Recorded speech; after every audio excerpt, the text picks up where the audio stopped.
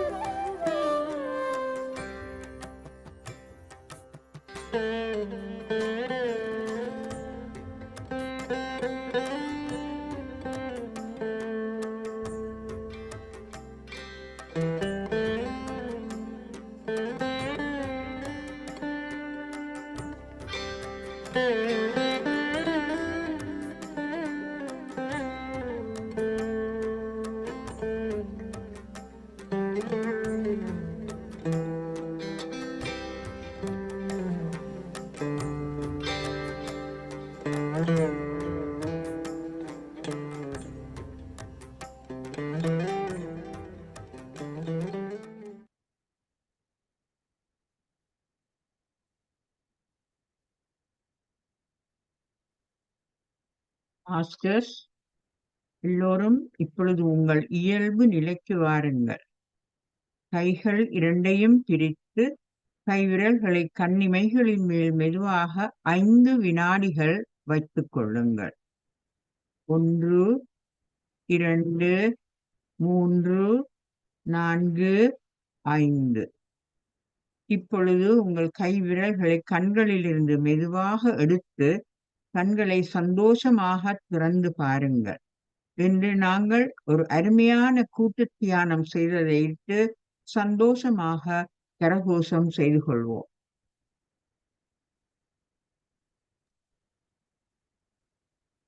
நன்றி, வணக்கம். நன்றி,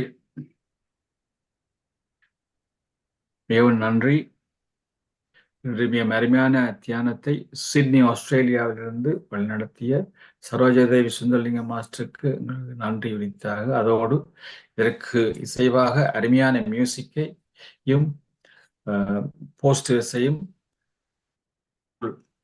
இங்கிலாந்திலிருந்து தர்ஷினி உதயராஜா மாஸ்டர் வழங்கியிருந்த அவருக்கும் நன்றி உரித்தாக. அடுத்ததாக ஒரு பிரதம இன்றைய நிகழ்ச்சிக்கு செல்வோம். அதற்கு முதல் நான் பிரபஞ்ச சக்திக்கு ஒரு நன்றி சொல்லிட்டு நான் குணா மாஸ்டருடன் கையளிக்கின்றேன். பிரபஞ்ச சக்தியின் நல்லாசியுடன் நாம் அனைவரும் ஒன்றிணைந்து மன அமைதி, சமாதானம், ஆரோக்கியம் ஆகியவற்றினை முன்னிலைப்படுத்தி ஒரு சக்தி வாய்ந்த கூட்டு தியானம் செய்தோம். நாங்கள் எமக்காக செய்யும் தியானம் கூட்டாக செய்யப்படும் போது அது ஒரு சமுதாய சக்தியாக உருப்பெற்று வீடு, வீதி, எங்களது சுற்றாடல், நகரம், நாடு, உலகம், பிரபஞ்சம் எனும் அளவில் விரிவடையும் வலுப்படையது. இத்திய தியானத்தில் ஈடுபடுவதற்கு அனைவரையும் ஊக்குவிப்பதோடு அதற்கான வசதிகளை ஏற்படுத்தி கொடுக்கும் உலக அமைதி நல்லிணக்க குழு, PSSM தமிழ் ஐரோப்பா, PMC தமிழ் TV ஆகிய அமைப்பினர்களுக்கு எமது இதயபூர்வமான நன்றியை தெரிவித்துக் கொள்ளுகின்றோம். வாழ்க வையகம், வாழ்க வையகம், வாழ்க வளத்துடன் என்று மனதார வாழ்த்தி உலகத்தில் சமாதானம், நல்லிணக்கம், அமைதி, ஆரோக்கியம், ஒற்றுமை ஏற்பட வழிவகைகள் செய்வோம். உலக சமாதானம் ஓங்கட்டும், உலக மக்களின் மனதில் அமைதி நிலவட்டும். இப்பொழுது நான் இந்த தளத்தை குணசேகரன் ஐயாவுடன் கையளிக்கின்றேன். அவர் தொடர்ந்து நிகழ்ச்சியை நடத்துவார்கள். நன்றி குணசேகரன் ஐயா அவர்களே. நன்றி ஐயா, நன்றி. ஏறக்குறைய 14 நிகழ்ச்சிகள் தொடர்ந்து நாம் நடத்தி கொண்டிருக்கிறோம். பிரதி மாதம் முதல் ஞாயிற்றுக்கிழமை. அதற்கு இந்த PSSM ஐரோப்பா குழுவில் அனைவருக்கும் எனது மனமார்ந்த நன்றியை தெரிவித்துக் கொள்கிறேன். மிக முக்கியமாக ஸ்ரீகந்தராஜா ஐயா அவர்களுக்கும் அவரை சார்ந்த குழுவினர் அவர்களுக்கும் நான் மனமார்ந்த நன்றியை தெரிவித்துக் கொள்கிறேன். இன்று நம்முடைய ஒரு முக்கியமான பேச்சாளர் இருக்கிறார், ஸ்ரீமதி உஷா நாராயணன். இவர் பொதுத்துறை நிறுவனத்திலிருந்து விருப்ப ஓய்வு பெற்றவர். சுவாமி ஓங்காரானந்தாவிடம் வேதாந்த பாடங்களும் திருக்குறளும் பயின்று வருகிறார். கவிதைகள், கதைகள், கட்டுரைகளை எழுதுவதில் ஆர்வம் கொண்டவர். மஸ்கட் கம்பன் கழகம் நடத்தும் கம்பர் விழாவில் பங்கு கொண்டுள்ளார். செஞ்சொல் வாரிதி, யுத்த கவி பாரதி போன்ற பட்டங்கள் பெற்றுள்ளார். ஆன்லைனில் திருக்குறள், பகவத்கீதை வகுப்புகள் எடுத்து வருகிறார். தமிழ் தளத்தில் பல நிகழ்ச்சிகளில் பல புத்தகங்கள் பற்றி இவர் அறிமுகம் செய்துள்ளார். அப்படிப்பட்ட ஒரு அருமையான பேச்சாளரை இன்று நமக்கு ஒரு புதிய புத்தகத்தை அறிமுகம் செய்யுமாறு அன்புடன் கேட்டுக்கொள்கிறேன். அம்மா, நீங்கள் தொடர்ந்து பேசலாம்.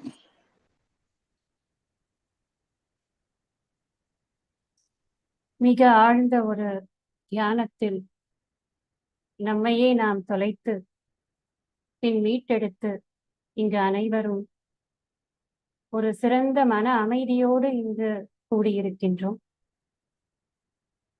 தமிழின் சுவையை பருக வந்திருக்கும் தமிழ் தேனீக்கள் அனைவருக்கும் என்னுடைய மனமார்ந்த நன்றிகள், வாழ்த்துகள். இன்று உங்களிடையே ஒரு புத்தகத்தை அறிமுகப்படுத்துவதற்காகவும் அந்த புத்தகத்தில் என்னை கவர்ந்த விஷயங்கள் என்ன என்பதை பற்றியும் ஒரு உரையை நிகழ்த்தலாம் என்பதற்காக வந்தேன்.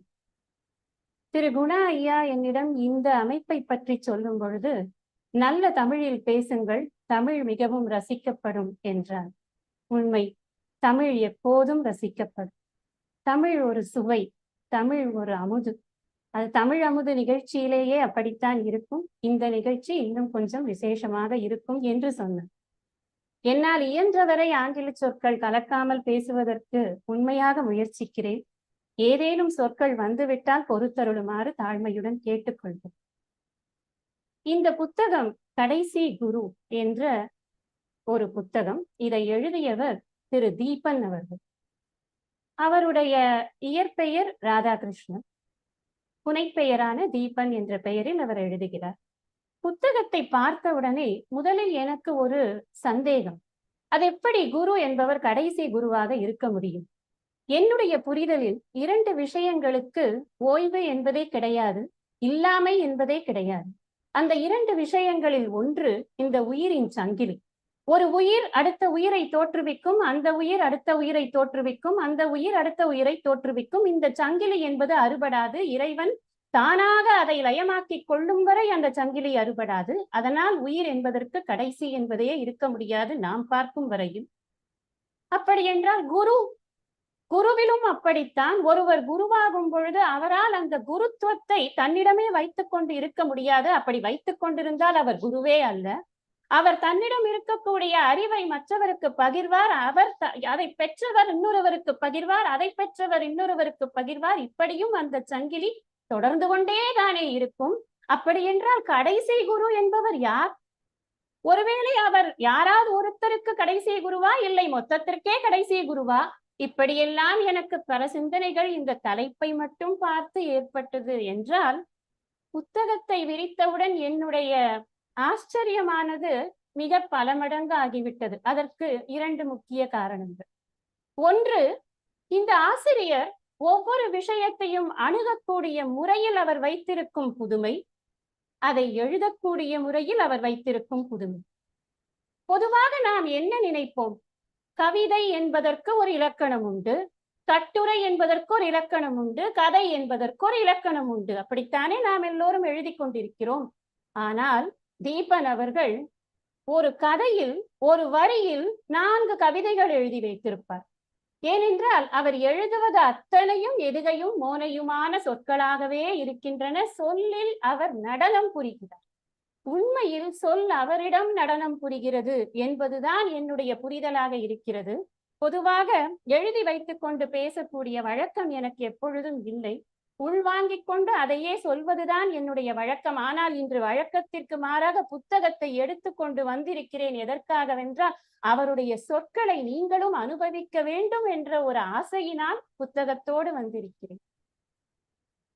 திரு தீபன் அவர்கள் எழுதியிருக்கக்கூடிய இந்த புத்தகத்தில் 3 விஷயங்களை நான் முக்கியமாக பார்க்கிறேன். புத்தகம் எதை பற்றியது? உங்களுக்கெல்லாம் ஒரு ஆர்வம் இருக்கும். சரி, எழுதுவது இப்படி என்றால் எதை பற்றி என்று உங்களுக்கு ஒரு ஆர்வம் இருக்கும் தானே? அதனால் அந்த ஆர்வத்திற்காக முதலில் விஷயத்தை சொல்கிறேன். புராணங்களை பற்றித்தான் அவர் எழுதுகிறார். புராணத்தில் இருக்கக்கூடிய கதைகள், கதை மாந்தர்கள், இதுதான் அவருடைய விஷயம் இந்த புத்தகத்தை எழுதுவதற்கு. அதில் 3 கோணங்களை அவர் வைக்கிறார் என்று நான் புரிந்து கொள்கிறேன். தீபன் அவர்கள் எப்படி இந்த புத்தகத்தை என்ன நினைத்து எழுதினார் என்பதை நான் அவருடன் எந்த விவாதமும் செய்யாமல் தான் இங்கு வந்திருக்கிறேன். என்ன விதமாக அவர் ஒரு 3 கோணங்களை வைத்திருக்கிறார் என்பது என் புரிதல் என்றால், ஒவ்வொரு புராணத்திலும் ஒரு கதை மாந்தர் என்று ஒருவர் இருப்பார் இல்லையா? அந்த புராணத்தில், அந்த நிகழ்வில், அந்த கதையில் வந்திருக்கக்கூடிய அந்த மாந்தரின் கோணத்தில் அந்த நிகழ்வு எப்படி இருந்தது என்பது ஒரு வகையான எண்ணம் அவருக்கு. அதை அவர் பிரதிபலித்திருக்கிறார் ஒரு சில கதைகளில். ஒரு சில கதைகளில் ஒவ்வொரு நிகழ்விற்கும் நாம் பார்ப்பது ஒரு கோணமாக இருக்கும், ஆனால் அதற்கென்று வேறு ஒரு கோணமும் இருக்கலாம் என்பதை காட்டுவார் நமக்கு. அப்படி சில கதைகள் எழுதுகிறார். ஒரு சில கதைகளில் கதை அதுவேதான், எந்த கோணத்தையும் மாற்றவில்லை, என் கோணம் இதுதான் என்று நிலைநிறுத்துகிறார். இந்த மாதிரி அவருடைய ஒவ்வொரு கதையுமே 12 கதைகள் இருக்கின்றன. மிகச்சிறிய புத்தகம் புஸ்தகா என்ற நிறுவனம் வெளியிட்டிருக்கிறது. மிக அழகான தொகுப்பாக இந்த புத்தகம் வெளிவந்திருக்கிறது. முதலில் நான் என்னால் இயன்றவரை கதைகளை பற்றி சொல்கிறேன். ஏனென்றால் எனக்கு கொடுக்கப்பட்டிருக்கிற மணித்துளிகளுக்குள் என்னால் எவ்வளவு தூரம் இந்த கதைகளை எடுத்து சொல்ல முடியுமோ அவ்வளவு சொல்ல நான் ஆசைப்படுகிறேன். முதல் கதையிலேயே நான் அசந்து விட்டேன். முதல் கதை யாரை பற்றியது என்றால், பூதனை என்ற ஒரு அரக்கியை பற்றியது. நமக்கெல்லாம் பூதனையை தெரியும். பூதனை என்பவள் கிருஷ்ணனை கொல்வதற்காக கம்சனால் அனுப்பப்பட்டவள் என்ற அளவில் நமக்கு பூதனையை தெரியும். அவள் தன்னுடைய முலைப்பாலை கொடுத்து அந்த சிறுபிள்ளையை கொலை செய்வதற்காக வந்தாள். ஆனால் அந்த சிறுபிள்ளை அவளை கொலை செய்தது என்பதுதான் நமக்கு தெரியும். ஆனால் தீபன் அவர்கள் எப்படி பார்த்திருக்கிறார் தெரியுமா? அந்த பூதனை வருவதையும் அவள் அந்த பிஞ்சு குழந்தையை தன் கையில் எடுத்துக் கொள்வதையும் இவர் விவரிக்கிறார். உடலா அது? புண்ணிய லோகத்து புஷ்பம். அந்த குழந்தையின் உடல் ஒரு புண்ணிய லோகத்து புஷ்பம். அவருடைய வார்த்தைகள் எப்படி வசப்பட்டு அவருக்கு வந்து ஒவ்வொரு இடங்களிலும் வாய்க்கிறது என்பது எனக்கு மிகவும் ஆச்சரியமாக இருக்கிறது. தானாக வராது, இது ஏதோ இறை செயலாக வந்து கொண்டிருக்கிறது அத்தனை வார்த்தைகளும். முக்கியமாக ஒரு விஷயம், பூதனையை கிருஷ்ணர் அவளுடைய முலைப்பாலை தன்னுடைய அதரத்தால் இழுக்கிறான். இதுதான் காட்சி. இந்த காட்சியில் பூதனை என்ன நினைக்கிறாள்? பூதனை நினைப்பது, அவன் உறிஞ்சுகிறான், நான் ஊதப்பட்டேன். அவன் உறிஞ்சுகிறான், நான் இசைக்கப்பட்டேன். அவன் உறிஞ்சுகிறான், நான் வாசிக்கப்பட்டேன். அவன் உறிஞ்சுகிறான், நான் மீட்கப்பட்டேன். எப்படி வருகிறது இந்த சொற்கள்? உண்மையிலேயே ஆச்சரியமாக இருக்கிறது. அரக்கி அவள். ஆனால் ஒன்று நாம் புரிந்து கொள்ள வேண்டும். அரக்கியோ அரக்கனோ நல்லவனோ கெட்டவனோ இறைவனுக்கு அனைவரும் ஒன்றுதான். இறைவனுக்கு அவன் ஒரு ஜீவன். அந்த ஜீவனுக்குள் இருக்கக்கூடிய தாபம், அந்த தாபத்தை இவர் கண்டிருக்கிறார். அதனால் அந்த ஜீவனின் கோணத்திலிருந்து இந்த விஷயங்களை அவர் சொல்கிறார் என்பது என்னால் புரிந்து கொள்ள முடிகிறது. உண்மை அதுதான். யாராக இருந்தாலும் ஒரே மாதிரி பாவிக்கக்கூடியவன் இறைவன் என்பதைத்தானே வள்ளுவனும் சொன்னான். வேண்டுதல் வேண்டாமை இலானடி சேர்ந்தார்க்கு யாண்டும் இடும்பை இல. வேண்டுதல் வேண்டாமை என்பது அவனுக்கு கிடையாது. அதனால்தான் பூதனையை அவன் உறிஞ்சும் போது அவளுக்கு ஏற்பட்ட அந்த உணர்வுகள் உண்மையான உணர்வுகளாக சத்தியமாக இருந்திருக்கத்தான் வேண்டும் என்று நமக்கு தோன்றுகிறது. பூதனை இறந்து பட்டாள். அப்பொழுது எல்லோரும் என்ன சொல்கிறார்கள்? இவளை எடுத்த இந்த அரக்கியை கொண்டு போய் எரித்து விடுங்கள் என்று சொல்கிறார்கள். ஆனால் பூதனை என்ன சொல்கிறாள் தெரியுமா? அவள் தான் இறந்து விட்டாளே. இறந்த பிறகு அவளது ஆன்மா சொல்கிறது, நான் வைகுந்தத்து லோகத்து வாசப்பூவடா. நீங்கள் எல்லாம் என்னத்தை எரிக்கப் போகிறீர்கள்? எறும் இந்த உடலைத்தானே எரிப்பீர்கள். நான் வைகுந்த லோகத்து வாசப்பூவாக இருக்கிறேன் என்று அதை முடிக்கிறார் அந்த கதையை. கண்ணனை தவிர ஒருவருக்கும் தெரியாது அன்றுதான் நான் உயிர்த்தேன் என்று. எப்பேற்பட்ட ஒரு உயிரின் தாபமானது அங்கு வெளிப்படுகிறது என்பது படிக்கும் பொழுது மிகவும் அசத்தலாக இருந்தது. உண்மையிலேயே என் மனதை மிக கவர்ந்த முதல் கதை என்னுடைய மனதை மிகவும் கவர்ந்தது. எப்பொழுதுமே ஒரு புத்தகத்தை நாம் படிக்கும் பொழுது முதல் சில வரிகள் எல்லாம் நமக்கு கவரும் விதமாக இருந்தால்தான் தொடர்ந்து படிக்க இயலும். முதல் கதையே இப்படி இருக்கிறதே, தொடர்ந்து படிக்கத்தான் வேண்டும் என்று ஒவ்வொரு கதையாக படித்து கொண்டே போனால் இவர் ஒவ்வொரு இந்த திருப்பதி கோவிலில் காட்டுவார்கள் இல்லையா, ஒவ்வொரு கதவாக திறந்து கடைசியில் பெருமாளை காட்டுவது போல ஒவ்வொரு கதவாக திறந்து இவர் ஆச்சரியங்களை எனக்கு விரித்து கொண்டே போகிறார். ராதை அடுத்த கதையில் ராதையும் கிருஷ்ணனும் எப்பேற்பட்ட ஒரு அன்பின் பிணைப்பில் இருந்தார்கள் என்பது நாம் அனைவருக்கும் தெரியும். ஒரு நாளும் ராதையும் கிருஷ்ணனையும் பிரித்து பார்ப்பது நம் மனதிற்கு ஒப்பாது. இது உங்கள் அனைவருக்கும் ஏற்றுக்கொள்ளக்கூடியதாகத்தான் இருக்கும். ஏதோ ஒரு படம் வரைகிறோம் என்றால் கூட ராதா கிருஷ்ணன் என்று சேர்த்துத்தான் நாம் வரைந்து பழக்கப்பட்டிருக்கிறோம். அப்படிப்பட்ட படத்தைத்தான் பார்க்கவும் விரும்புகிறோம். ஆனால் உண்மையில் நடந்தது என்ன? அவர்கள் இருந்தார்கள்? இல்லையே, அவர்கள் பிரிந்துதான் போனார்கள். ஆனால் உண்மையான அன்பிற்கு சேர்தலும் இல்லை, பிரிதலும் இல்லை என்பதை அழகாக காட்டியிருக்கிறார். அந்த நிகழ்வை, அவர்கள் பிரியக்கூடிய நிகழ்வை ஒரு கதையாக எழுதியிருக்கிறார். அவர் சொல்கிறார், ராதையின் வார்த்தைகள் தீபனின் வார்த்தைகள். அவர் சொல்கிறார், நாங்கள் அவரவர் வாழ்விலேயே உன் அண்மையை அடைவோம். எப்படி என்றால் எல்லாவற்றிலும் இறையை பார்க்க ராதை கற்றிருக்கிறார். ராதையை போன்ற ஒரு நிறைவான மனுஷியை நாம் பார்க்கவே முடியாது. எந்த புராணத்திலும் ராதையை போன்ற ஒரு சித்திரத்தை யாரும் இதுவரை தீட்டவும் இல்லை, எழுதவும் இல்லை. அவளை போன்ற ஒரு கதாபாத்திரத்தை யாரும் கொண்டு வரவும் இல்லை. என்ன காரணம் என்றால், ஒரு ஜீவனாக இருக்கும் பொழுது இத்தனை நிறைவு என்பது ஏற்படாது. அப்படி ஏற்பட்டது என்றால் அது ஒருவருக்குத்தான் இருக்க வேண்டும். இன்னொன்று வந்துவிட்டால் அந்த ஒன்றுக்கு மதிப்பிருக்காது. ராதையே தான் என்பதுதான் என்னுடைய புரிதல். அதனால் அவர் எழுதியிருக்கக்கூடிய அந்த சொற்களில் நானே தொலைந்து போனேன். அவர் என்ன எழுதியிருக்கிறார் என்றால், நாங்கள் அவரவர் வாழ்விலேயே உன் அண்மையை அடைவோம். பிரிவு என்பது தொலைவில் செல்வது அல்ல, தொலைந்து போவது. யாரில் யார் தொலைவது?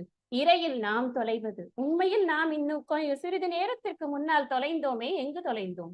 அந்த இறையில் தொலைந்தோம். இறையின் வடிவம் என்ன? இறையின் வடிவம் ஆழ்ந்த அமைதி, ஆழ்ந்த ஆனந்தம், ஆழ்ந்த அறிவு. அதுதான் இறையின் வடிவம். அந்த வடிவத்தில் நாம் அனைவரும் தொலைந்தோம் அல்லவா? அதைத்தான் ராதை மூலமாக அவர் சொல்கிறார். நாங்கள் உன்னில் தொலைந்துத்தான் போகிறோம். நீ எங்கு போனால் என்ன, உன்னோடுதானே இருக்க போகிறோம் என்று அவள் மகிழ்ச்சியோடு அந்த ராதையை அனுப்பி வைத்தாள் என்று. ராதையின் கதையை பொதுவாக நான் எங்கும் பார்க்க முடியாது. கர்க்க சம்ஹிதை என்ற ஒரு புத்தகம் இருக்கிறது. அதில் மட்டும்தான் ராதையை பற்றி விரிவான விளக்கங்கள், ராதையின் கதைகள், ராதையின் கோணத்தில் கண்ணன் எல்லாம் அங்குதான் பார்க்க முடியும். காரணம் என்னவென்றால், கர்கர் அந்த கோபாலர்களோடு வாழ்ந்தவர். அதனால் அவரால் தான் அதை முழுமையாக எழுத முடியும் என்பது என்னுடைய புரிதல். இது உண்மையா பொய்யோ எனக்கு அதை பற்றி தெரியாது. ஆனால் கர்க்க சம்ஹிதையில் மட்டும்தான் நம்மால் முழுமையான ஒரு ராதையை பார்க்க முடிகிறது. அடுத்த கதையில் இவர் ஒரு முக்கியமான விஷயத்தை எடுத்து முன்வைக்கிறார். தந்தை யார்? அதுதான் கதையின் பெயர். அங்கு அவர் சொல்லக்கூடிய புராணம் என்ன என்றால், பிரகலாத சரித்திரம். பிரகலாதனுக்கு அவனுடைய தந்தையிடமிருந்து கிடைக்க வேண்டிய அன்பு என்பது கிடைக்கவில்லை. தந்தை என்ன செய்ய வேண்டுமோ அதை அவர் செய்யவில்லை.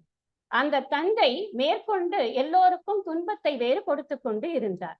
அதனால் அவன் அந்த தந்தையை நீக்க வேண்டிய ஒரு தருணமானது இறைக்கு வந்தது. இறை எங்கே என்று நாராயணனை தேடி அலைந்து கொண்டிருக்கிறான் அவன். நாராயணன் எங்கும் இருக்கிறார் என்கிறார். அவர் நாராயணனை சுட்டிக்காட்டிய கம்பத்திலிருந்து வெளிவந்து அவனை கொன்றார். இது சாதாரணமாக எல்லோருக்கும் தெரிந்த கதைதான். இதில் சொல்வதற்கு என்ன இருக்கிறது என்பதெல்லாம் நமக்கு தோன்றும். ஆனால் தீபனுக்கு நிறைய இருக்கிறது. உண்மையாகவே விஷயத்தை உண்மையான கோணத்தில் அவர் அழகாக சொல்கிறார். இப்பொழுது ஒரு தந்தையை ஒரு மகன் இழந்து விட்டான். அந்த தந்தை கெட்டவன். நமக்கெல்லாம் என்ன தோணும்? நல்லதா போச்சு, இவன் இறந்து போனான், அப்படித்தானே நமக்கெல்லாம் தோன்றும். ஆனால் ஒரு தாய் உள்ளம் அதை ஏற்கவில்லை. யார் அந்த தாய் என்றால், சாக்ஷாத் மகாலட்சுமி தாயார் அந்த தந்தை இறந்ததை அவள் ஏற்கவில்லை. எதனால் அவள் ஏற்கவில்லை என்றால், தந்தையின் இழப்பு என்பது சாதாரண விஷயம் அல்ல. அவள் சண்டை போடுகிறாள், மகாவிஷ்ணுவுடன் சண்டை போடுகிறாள். நீங்கள் எப்படி அவனை கொல்லலாம்? உண்மையில் உங்களை எங்கே இருக்கிறான் என்றுதானே கேட்கப்பட்டது. தோ இருக்கிறேன் இந்த தூணில் என்று சொல்லிவிட்டு போக வேண்டியதுதானே. எழுந்து வெளியில் வந்து அவனை கொல்வதற்கு உங்களுக்கு யார் இந்த அதிகாரத்தை கொடுத்தது என்றெல்லாம் அவள் சண்டை போடுகிறார். அப்பொழுது அவளை பலவாறாக அவர் சமாதானப்படுத்துவதற்காக முயற்சி செய்கிறார். கடைசியில் ஒரு விஷயத்தை சொல்கிறார். அதுதான் என்னை ஈர்த்தது. அவர் என்ன சொல்கிறார் என்றால், தந்தை பாத்திரத்தில் நடிக்கும் நாடகன் அல்லன், தந்தைத்துவ பவித்திரத்தை நிரப்பும் நாயகன் தான் நான் என்று அவளை சமாதானப்படுத்துகிறார். இங்கு ஒரு விஷயத்தை நாம் புரிந்து கொள்ள வேண்டும். வெறும் தந்தையாக இருப்பதை பற்றி வள்ளுவரும் ஒற்றுக்கொள்ளவில்லை. வள்ளுவர் தந்தைக்கு என்ன சொல்கிறார்? தந்தை மகற்காற்றும் நன்றி அவையத்து முந்தி இருப்ப செயல். அவையத்து முந்தி இருப்ப செயல் என்றால் நன்றாக வளர்த்து ஒரு சபையில் அமர்த்தி வைப்பதா என்ன? அவனுடைய குணத்திலிருந்து, அவனுடைய படிப்பிலிருந்து, அவனுடைய அறிவிலிருந்து, அவனுடைய மற்ற திறன்களிலிருந்து அனைத்திலும் அவனை சரியான ஒரு மனிதனாக வளர்த்து கொடுப்பதற்குத்தான் அந்த தந்தை என்பதே நமக்கு கொடுக்கப்பட்டிருக்கிறது என்பதுதான் வள்ளுவனுடைய கருத்து. அப்படி இருந்து அந்த தந்தை என்ற ஸ்தானத்தை அந்த ஹிரண்யகசிபுவானவன் செய்யவில்லை. அவன் வேறு ஏதோ செய்து கொண்டிருந்தான். மாறாக இவனை கொல்வதற்கெல்லாம் முயற்சி செய்து கொண்டிருந்தான். ஆனால் அங்கு நாராயணன், நரசிம்மராக வந்த நாராயணனுடைய ரூபத்தில் அவர் என்ன சொல்கிறார் என்றால், நான் தந்தைத்துவத்தை இங்கு அவனுக்கு கொடுக்க போகிறேன். குருத்துவம், தந்தைத்துவம் என்பதெல்லாம் அந்த தன்மையை எடுத்துக்கொள்வோம். அந்த தன்மை வேண்டும். யார் வேண்டுமானாலும் தந்தை போல இருக்கலாம், ஆனால் தந்தையாக இருக்க முடியாது. தந்தையாக இருப்பது என்பது தந்தைத்துவத்தோடு ஒருவரை அணுகுவது. அப்படி என்றால் முழுமையாக பொறுப்பெடுத்துக் கொள்வது. இந்த பிள்ளைக்கு நான் முழுமையாக பொறுப்பெடுத்துக் கொள்கிறேன் என்று தாயாருக்கு அவர் சொன்னதன் பிறகு தாயார் சமாதானம் ஆகிறாள். அவர் எழுதுகிறார், திருமகள் திருப்தியோடு சிரித்தாள். திருமகளுக்கே திருப்தி வந்து விட்டது என்று பொருள். அப்படி என்றால் நமக்கு வாழ்வில் மிக முக்கியமான விஷயம் என்ன என்றால், வெறும் தந்தை அல்ல, தந்தைத்துவத்தோடு இருக்கக்கூடிய தந்தை.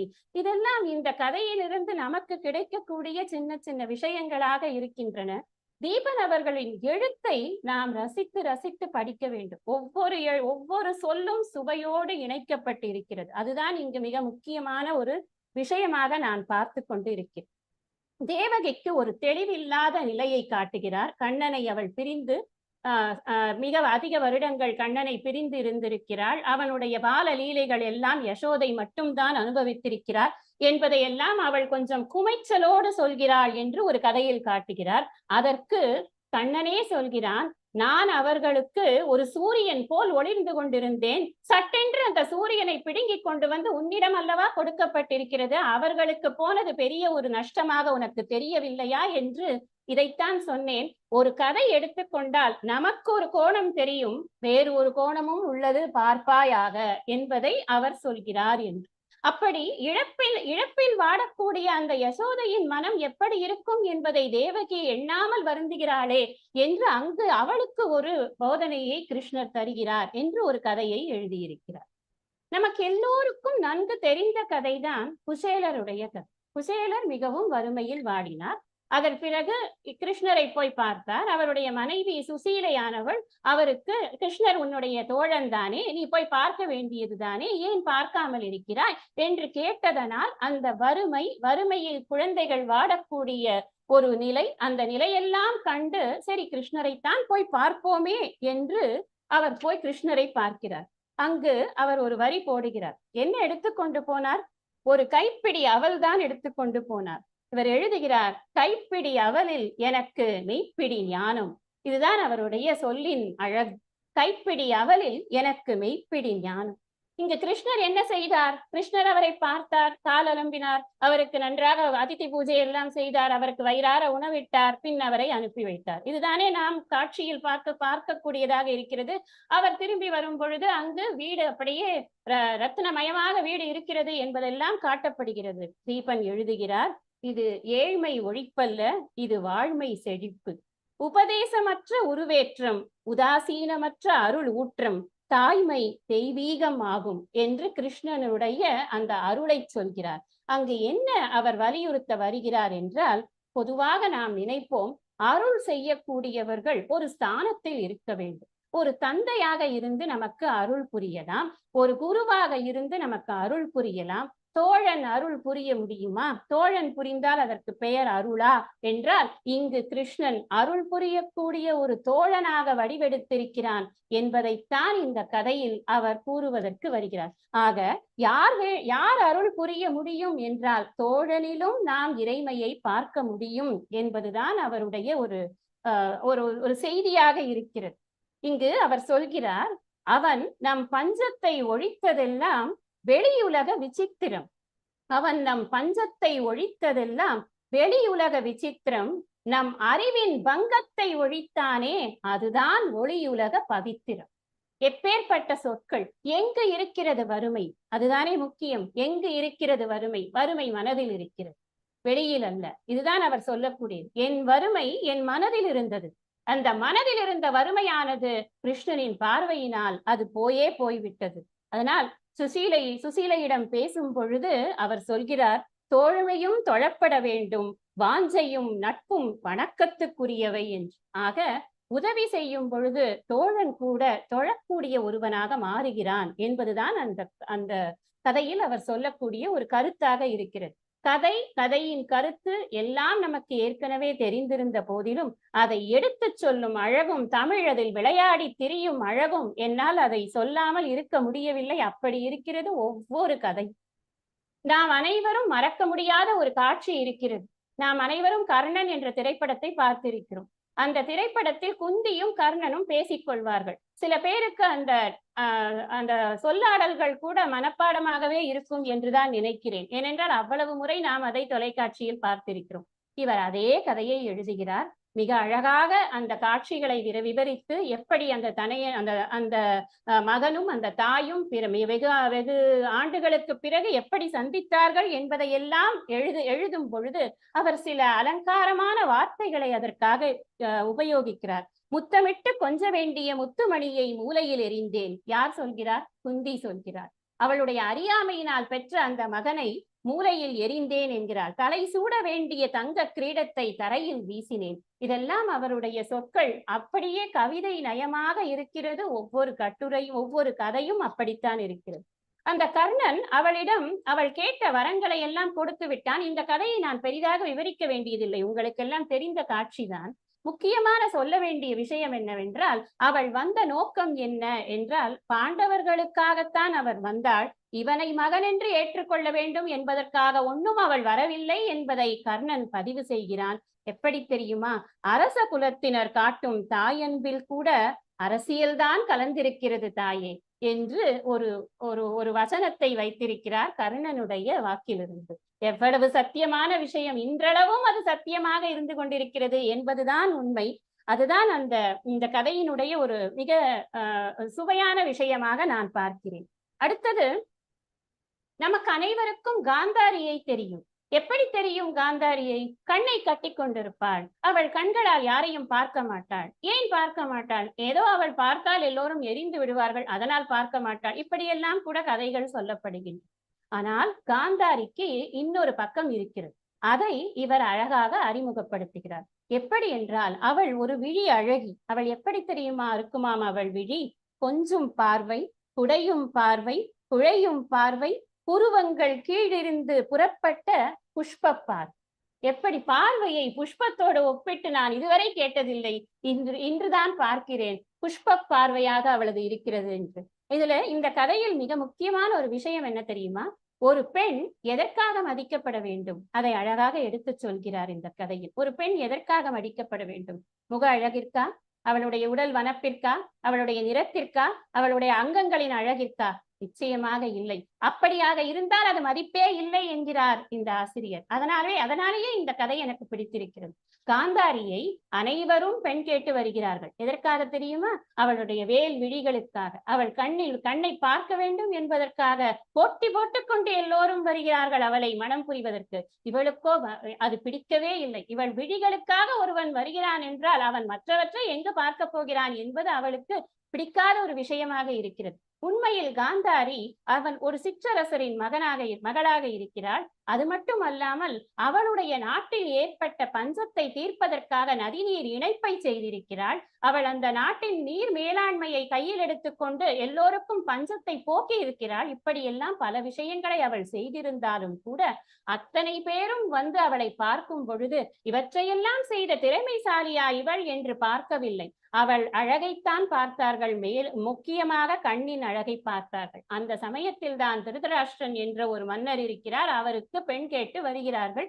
கண் தெரியாது என்றவுடன் முதல் வேலையாக நான் இவனை திருமணம் செய்து கொள்கிறேன் என்று அவளே வந்து திருமணம் செய்து கொண்டு கண்களையும் கட்டிக்கொண்டாள். ஏன் என்று சொன்னால், எப்படியும் அவனால் என் கண்ணை பார்க்க முடியாது, இதுவரை எல்லோரும் கண்ணை பார்த்தது வரை போதும், இனிமேல் இந்த கண்ணை பார்த்து யாரும் எந்த கருத்தும் சொல்ல வேண்டியதில்லை என்று அவள் தன்னுடைய அழகின் அடையாளமாக இருந்த கண்ணையே அவள் கட்டிக்கொண்டாள் என்பதாக அவளுடைய இன்னொரு பக்கத்தை அவர் நமக்கு அறிமுகப்படுத்துகிறார். இது நிச்சயமாக நிறைய பேருக்கு தெரியாத ஒரு பக்கம். அந்த தெரியாத பக்கத்தில் அவருடைய கோணம் எப்படி இருந்தது, பார்வை எப்படி இருக்கிறது, ஒரு பெண்ணுக்கு எதை வைத்து மதிப்பு தர வேண்டும், இதை சொல்லும் போது இன்னொரு கதையையும் சேர்த்து சொல்ல வேண்டும். இன்னொரு கதையில் இதே காந்தாரியை வைத்து இன்னொரு செய்தியை நமக்கு சொல்கிறார். ஒரு பெண் தன்னுடைய கற்பை இழப்பது என்பது மிகவும் கொடுமையா, அல்லது கண்ணியத்தை இழப்பது என்பது மிகவும் கொடுமையா? இதுதான் அந்த கதையின் கரு.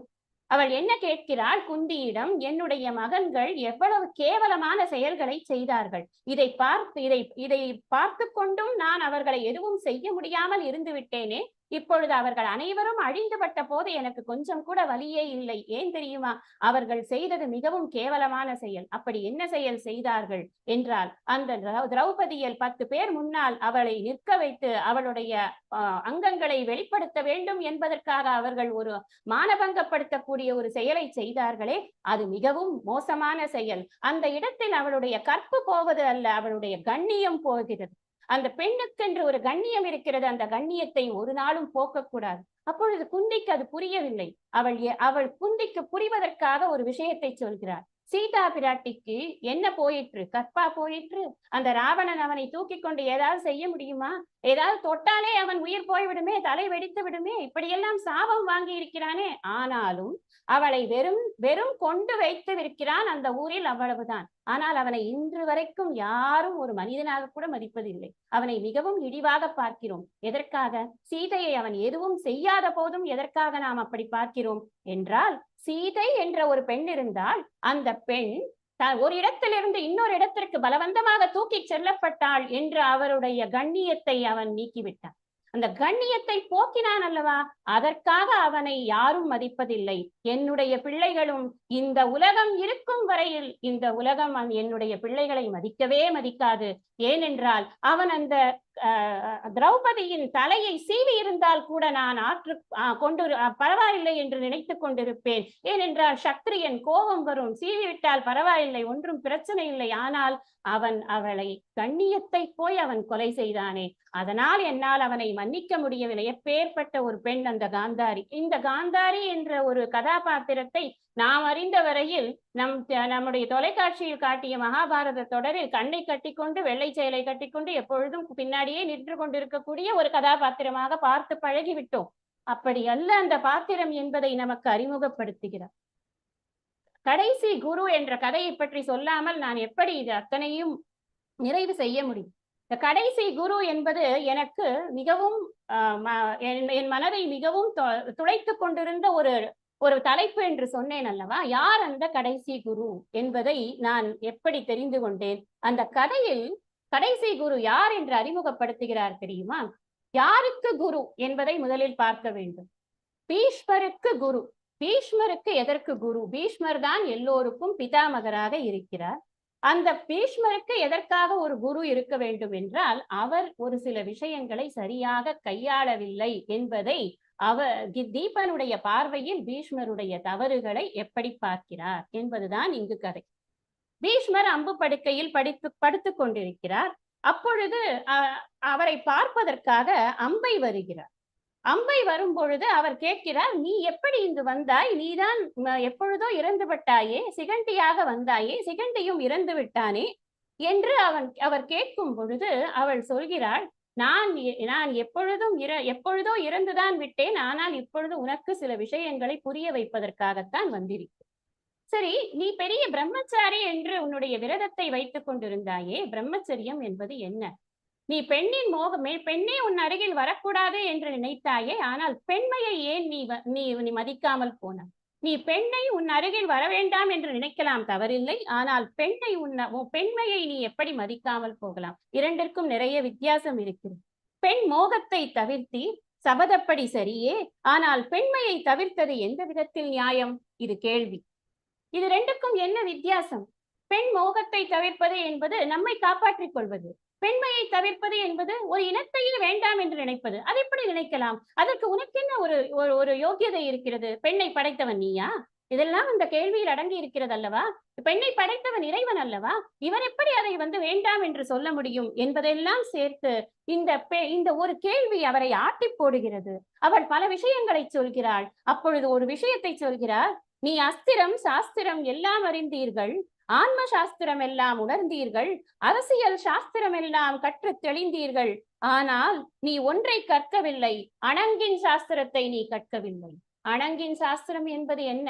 ஒரு பெண்ணின் முழுமையான ஒரு வடிவம் என்ன? பெண் என்பது வெறும் போகப் பொருள் தானா? அப்படி இல்லையே. வெறும் அடுத்தடுத்த தலைமுறையை தோற்றுவிக்க மட்டும்தான் இந்த பெண்ணானது பெண் என்ற ஒரு ஒரு ஒரு உருவத்தை படைத்திருக்கிறாரா இறைவன்? அவ்வளவு சிறிய வேலைதானா அந்த பெண்ணுக்கு கொடுத்திருக்கிறாள்? இல்லை. இந்த பெண் என்ற ஒரு விஷயம் இல்லை என்றால் இந்த உலகம் அமைதியோடு இந்நாள் வரை இருக்கவே இருக்காது என்பதுதான் வாஸ்தவமான உண்மை.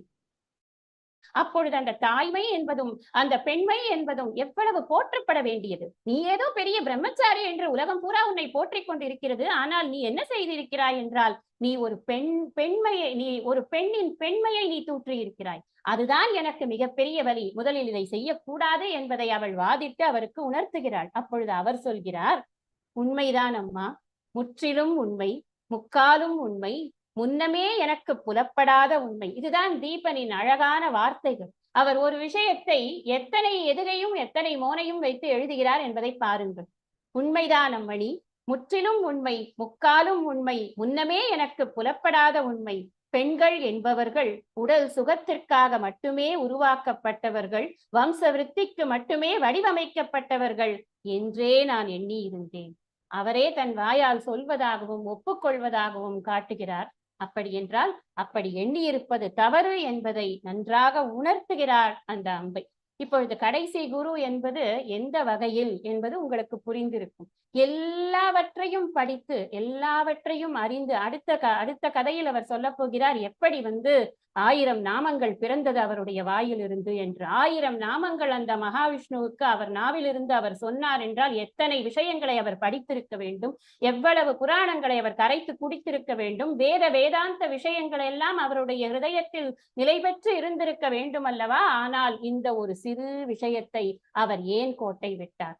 அவர் எப்படி அந்த பெண்ணினுடைய முக்கியத்துவத்தை அவர் எப்படி அவ்வளவு சிறுமைப்படுத்தியதாக அவர் நினைக்க முடியும் என்பதுதான் இங்கு அந்த குருவாக இருந்து அம்பையானவள் அவருக்கு உணர்த்திய ஒரு விஷயமாக இருக்கிறது.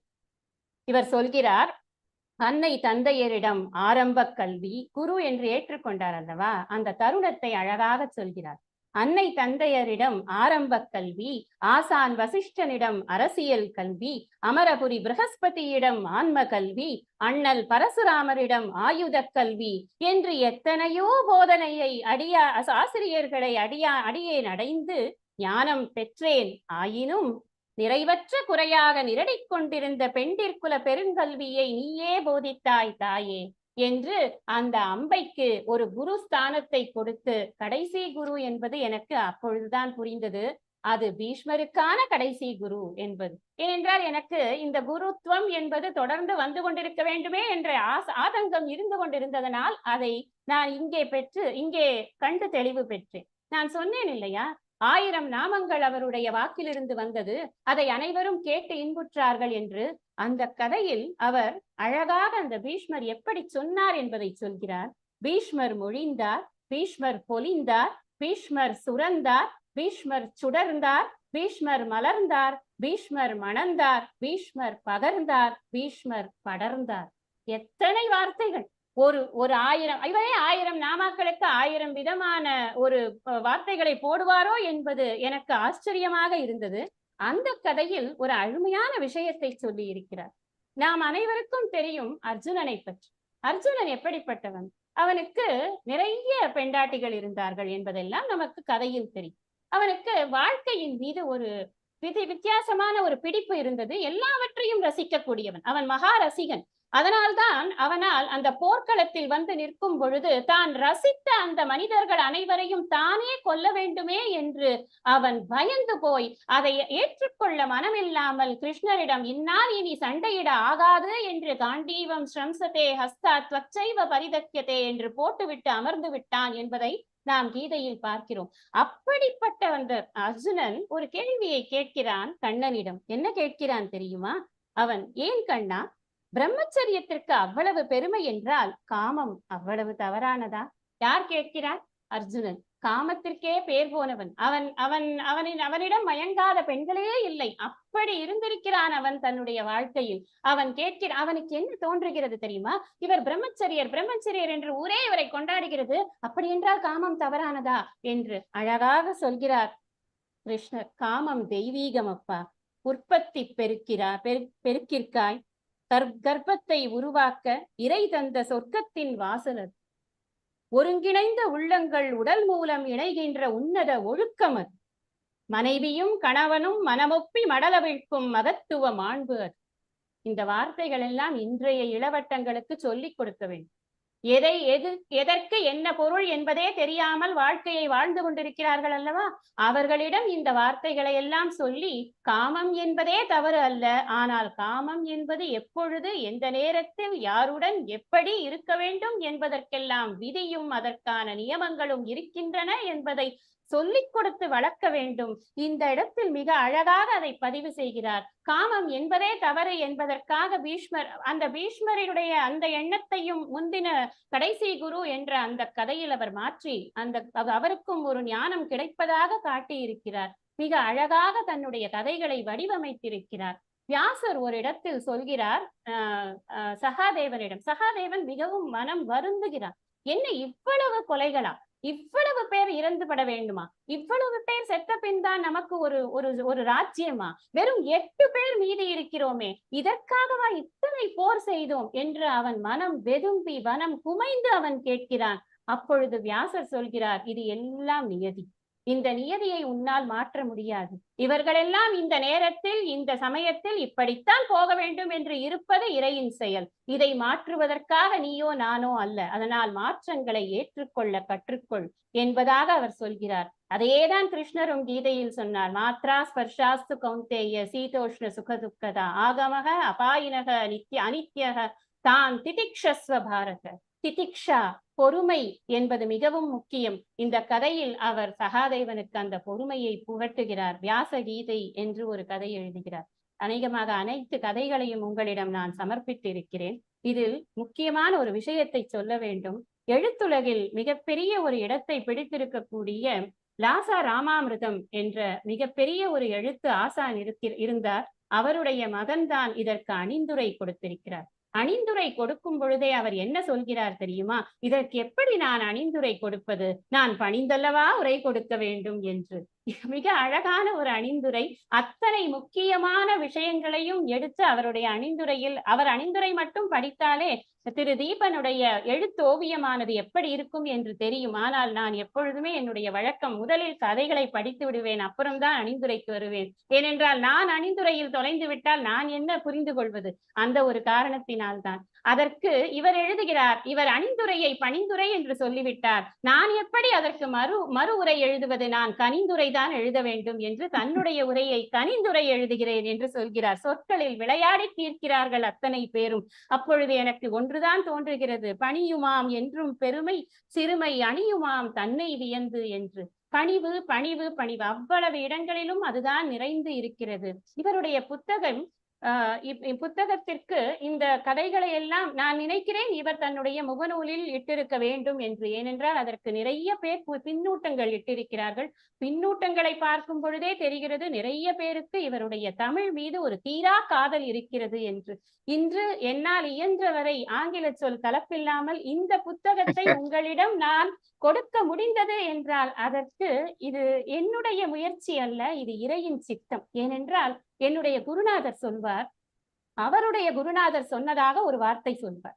என்னவென்றால், ஆண்டவா, நான் ஒரு திட்டமிடுகிறேன், இது உன்னுடைய திட்டத்தில் இருந்தால் செயல்படுத்து, அப்படி இல்லை என்றால் உன்னுடைய திட்டம் எதுவோ அதை ஏற்றுக்கொள்ளும் மனப்பக்குவத்தை எனக்கு வழங்குவாயாக என்று என்னுடைய குருநாதரான சுவாமி ஓம்காரானந்தர் அவருடைய குருநாதரான சுவாமி சித்பவானந்தர் சொன்னதாக அடிக்கடி சொல்வார். அதே மாதிரிதான் நான் இன்று அமரும் பொழுது, இறைவா, என்னுடைய திட்டமானது இப்படித்தான் இருக்கிறது, உன்னுடைய திட்டம் இதுவாகவே இருந்தால் நல்லது, அப்படி இல்லை என்றால் எது உன்னுடைய திட்டமோ அதையே நடத்துவாயாக என்று வேண்டிக் கொண்டுதான் வந்து அமர்ந்தேன். இது எனக்கு ஒரு புதிய அனுபவம். பொதுவாக ஆங்கில கலப்போடு தான் பேசுவேன். ஆனால் மிகுந்த முயற்சியோடு இன்று என்னால் இயன்றவரை நான் தமிழை உங்களுக்கு தர வேண்டும் என்ற ஆர்வத்தினாலும், தீபனுடைய இந்த புத்தகம் தமிழில் குளித்து விளையாடி இருக்கிறது, அதனால் அந்த தமிழை உங்களுக்கு தர வேண்டும் என்ற ஆர்வத்தினாலும் நான் இந்த மாதிரி இதை உங்களுக்கு வழங்கினேன். இதில் ஏதும் குற்றம் குறை என்னுடைய சொற்களில் இருந்தால் மன்னித்து அருளுமாறு சபையை கேட்டுக்கொள்கிறேன். நன்றி, வணக்கம். நன்றி அம்மா, சிறப்பான பேச்சு. நாங்கள் முதலில் உங்களுக்கு நன்றி தெரிவிக்கும் முதலாக நாங்கள் எல்லோரும் ஒரு 30 வினாடிகள் கைதட்டுவோம்.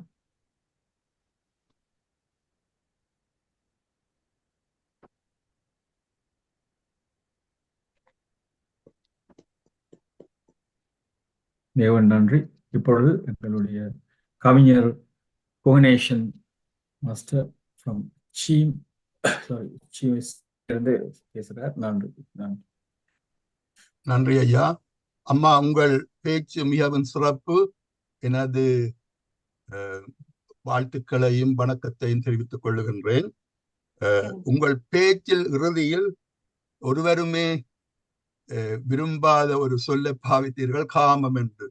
ஆனால் அது முடிவின் பொழுது திருவள்ளுவரும் காமத்தில் தான் முடிக்கின்றார். ஏதோ தெரியவில்லை, உங்கள் பேச்சும் திருவள்ளுவரது குரலும் ஒரு மாதிரியாக இருந்தது. திருக்குறளில் கடைசியாக வருகின்ற குறள், ஊடுதல் காமத்துக்கு இன்பம் அதற்கின்பம் கூடி மியங்க பெறின். அதாவது காம நுகர்ச்சிக்கு தமக்குள் ஊடல் செய்வது இன்பமாகும், ஊடலுக்கு இன்பமாவது காதலர் சேர்ந்து தழுவிக்கொள்வதாகும் என்று திருவள்ளுவர் அழகாக எடுத்து கூறுகின்றார். அதே நான் சொல்லுகின்றேன் என்றால், உங்கள் அந்த புத்தகத்தை எழுதிய ஆசிரியர் இந்த முக்கியத்தை எடுத்து காட்டுவதற்கு திருக்குறளை படித்தாரோ என்ற ஒரு எண்ணம் எனக்கு தோன்றுகின்றது என்ற ஒரு கருத்தை கூறி, மற்றது எனக்கு மிகவும் பிடித்த விடயம் குசேலரை பற்றிய கதையை கூறினீர்கள். நான் அந்த கதைக்குள் போக விரும்பவில்லை. 2 கருத்துக்களை சொல்ல விரும்புகின்றேன். குசேலரது மனைவியின் பெயர் சுசீலை. அந்த சுசீலையை கொண்டுதான் நாங்கள் தமிழர்கள் பிறகு சுசீலை என்ற பெயர்களை எம்பால் சூட்டிக் கொண்டார்கள் என்பதும், மிகவும் அமைதியான வாழ்க்கையை வாழ்வதற்கு உகந்த ஒரு மனைவியாக குசேலர் இருந்தார் என்றும், அவர் குசேலரது இளமை பெயர் சுதாமா என்று கூறுவார்கள். அவர் கிருஷ்ணருடன் படிக்கும் போது அவருக்கு இருந்த பெயர் சுதாமா என்பதையும் நான் கூறி வைக்க விரும்புகின்றேன். எத்தனையோ விடயங்களை கூறலாம், ஆனால் நேரம் கருதி நான் அதை கூற விரும்பவில்லை. மற்றவர்களுக்கு இடம் பெறுகின்றேன். நன்றி. நன்றி. நன்றி ஐயா. அடுத்ததாக மெல்பர்ன், ஆஸ்திரேலியாவிலிருந்து நந்தினி ஜெகதீஸ்வரன் மாஸ்டர். நன்றி. நன்றி. நான் அருமையான நிகழ்ச்சி. வளமை போல மாதந்தோறும் தமிழ் அமுதுவும் தமிழ் யூரோப் PSSM தமிழ் யூரோப்பும் சேர்ந்து நல்ல ஒரு தமிழ் பேச்சாளரை கொண்டு வந்திருக்கு. நீங்க மடை திறந்த வெள்ளம் போல போய்கொண்டே இருந்தது. எல்லாம் தெரிந்த கதை தான். அதை அந்த ஆசிரியர் எழுதியிருக்கிற விதம், அந்த தமிழ்கள் நல்லா இருக்கு. இந்த வித்தியாசமாக இதன்றிருக்கு. அந்த தந்தைத்துவம், அதை சொன்னீங்க. அந்த கிரனிஹாஸ்புக்கு ஏன் கொண்ட என்று கேட்டபோது அவருக்கும் ஒரு தந்தைத்துவம் இருந்திருக்கு. கொல்ல வேண்டிய ஆளுக்கு கூடி கடவுளாக இருக்க அது ஆன்மாவாக. மற்றும் குசேலருக்கும் அருமையாக சொன்னீங்க. விசித்திரம் ஒளியுலக விசித்திரம் ஒளியுலக பவித்திரம். அது கன சொல்லுகள் அருமையாக இருந்தது. மற்றது அரச குல தாயிடம் கூட அரசியல் இருக்கு குந்திக்கு, அதுவும் ஒரு இந்த காலத்துக்குமே பொருந்துகிறது. மற்றது உண்மையான கதை பீஷ்மரின் கதை. அம்பை என்று சொன்னீங்க. அது சிகண்டி என்ற கேரக்டர் வாரது அவரோட முற்பிறப்பு தான் அம்பையல்ல, சிகண்டியின் முற்பிறப்பு என்று. அதான் எல்லாம் அருமையாக இருந்தது. நன்றி சங்கரநாராயண் அம்மா, உஷா சங்கரநாராயண் அம்மா, குணா மாஸ்டருக்கு தேங்க்யூ. நன்றி. அருமையான நிகழ்ச்சியை வைத்த குணா மாஸ்டருக்கு முதலாவது நன்றி. அருமையான பேச்சாளரை ஒவ்வொரு மாதமும் முதலாவது சனிக்கிழமை கொண்டு வர என்பதற்கு நன்றி உரித்தாக. இப்படி தொடர்ந்து கொண்டாடுங்கள். எல்லோரும் உங்களுடைய அருமையான பேச்சாளர்களுடைய பேச்சை கேட்டு மகிழ்வார்கள் என்று கூறுகிறேன். அடுத்ததாக ஈஸ்டர்ன் தமிழ் பாடசாலை அதிபர் தவமணி மனோகரனை பேச அழைக்கிறேன். இவர் நீங்க பேசிக்கொண்டு இருக்கும் பொழுதே அது கூட நேரம் கொடுக்கணும்னு எனக்கு டெக்ஸ்ட் பண்ணி கொண்டிருக்கிறா. கூட நேரம் பேசிட்டீங்க, 30 நிமிஷம் தான், அதுக்கு 40 நிமிஷத்துக்கு மேல பேசிட்டீங்க. மிகவும் விரும்பி கேட்ட பேச்சு என்று நினைக்கின்றேன். நீங்க பேசலாம். நீங்க மிஸ்ஸஸ் சாவுமணி மனோகரன் மாஸ்டர். நன்றி. இந்த தளத்தில் இருக்கும் அனைவருக்கும், குறிப்பாக சுரேஷ்கந்தராஜா மாஸ்டர் தம்பதிகளுக்கும் எனது மனம் கரிந்த வணக்கங்கள். இருந்தால் எங்களுக்கு அருமையான தியானத்தும் மட்டுமல்ல, ஆத்மாவுக்கு மட்டுமல்ல, எங்கள் அறிவுக்கும் விருந்தாக பல இலக்கிய சுவை நிறைந்த பேச்சுக்களை ஒழுங்கு செய்கின்றார்கள். எனக்கு இந்த கொஞ்சம் ஒரு few minutes கொஞ்சம் பின்னித்தான் வந்துட்டேன். இருந்தாலும் கூட அந்த தமிழ் வெள்ளத்தில் மூழ்கி என்னை மறந்தேன். எனக்கும் இந்த பாஞ்சாலி சபதத்தில் என்னத்துக்கு பாஞ்சாலியை கொண்டு வந்து இந்த மேடையில் வைத்து இழுத்து துயில உரிய வகுத்த என்ற ஒரு காட்சி என்ற ஒரு பகுதி மகாபாரதத்தில் ஏன் வந்தது என்றுதான் எனக்கும் ஒரு மிகப்பெரிய கேள்வி. பாரதி இது யாரும் அதை பற்றி பாஞ்சாலி சபதம் என்ற பகுதி எடுத்து அருமையாக இருக்கின்ற. ஆனா எனக்கு அது உங்களுக்கு அது நீங்கள் அப்படி யோசிக்கிறீர்களா என்ற கேள்வி கொண்டிருக்கின்றது. மற்றது தமிழில் இல்லாத வார்த்தைகளா? தமிழ் என்னும் அமுது, தமிழ்ல இல்லாத வார்த்தைகள் ஒன்றும் இல்லை. தமிழில் இவ்வளவோ ஆயிரம் வார்த்தை இருக்கு. ஆனாலும் நாங்கள் இந்த ஊரில் வாழ்ந்த ஒரு பழக்கத்தினாலோ என்னவோ நாங்களும் ஆங்கில சொற்களை கலந்து பேசுகின்றோம். ஆனால் சுத்தமான தமிழில் பேசுவது மிகவும் அழகானது. அதான் தமிழை அமுதென்று சொன்னார் பாரதிதாசன். சுவைத்து சுவைத்து மகளலாம். இன்னும் ஒரு விஷயம் சொல்ல வந்தேன். நோ மேன் இஸ் பெர்ஃபெக்ட் என்ற ஒரு பழமொழி இருக்கு. அது மாதிரி பீஷ்மரும் முழுமையாக இல்லை என்பதை இந்த கதை மூலம் நாங்கள் அறிந்து கொள்கின்றோம். அதுக்கு அருமையான விளக்கம் தந்தீர்கள். மிக மிக அருமை. கனவேர் பேச விரும்புகின்றார்கள்.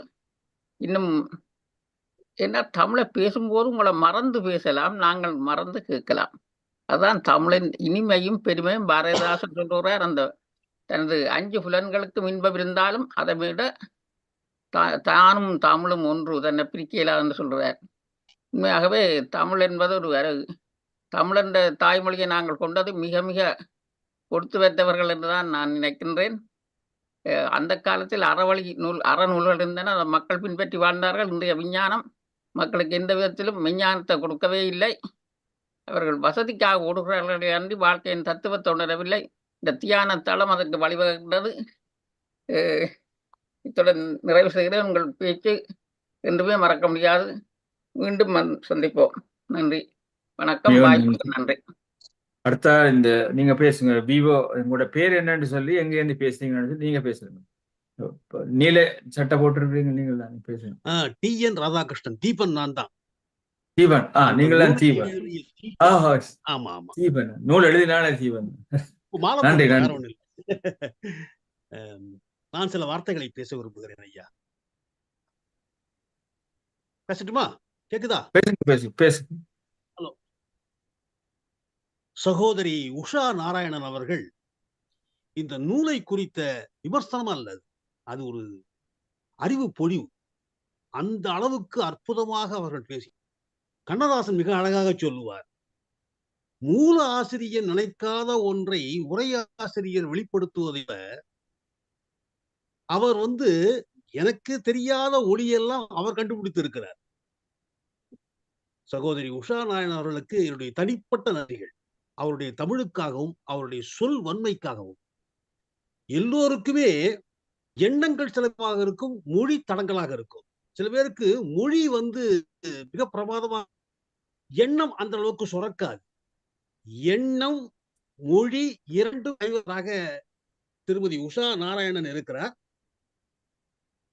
மேற்கொண்டு யாருக்காவது ஏதாவது ஐயமே இருக்கலாம், ஐயம் ஏதாவது இருந்தால் என்னிடம் கேட்கலாம்.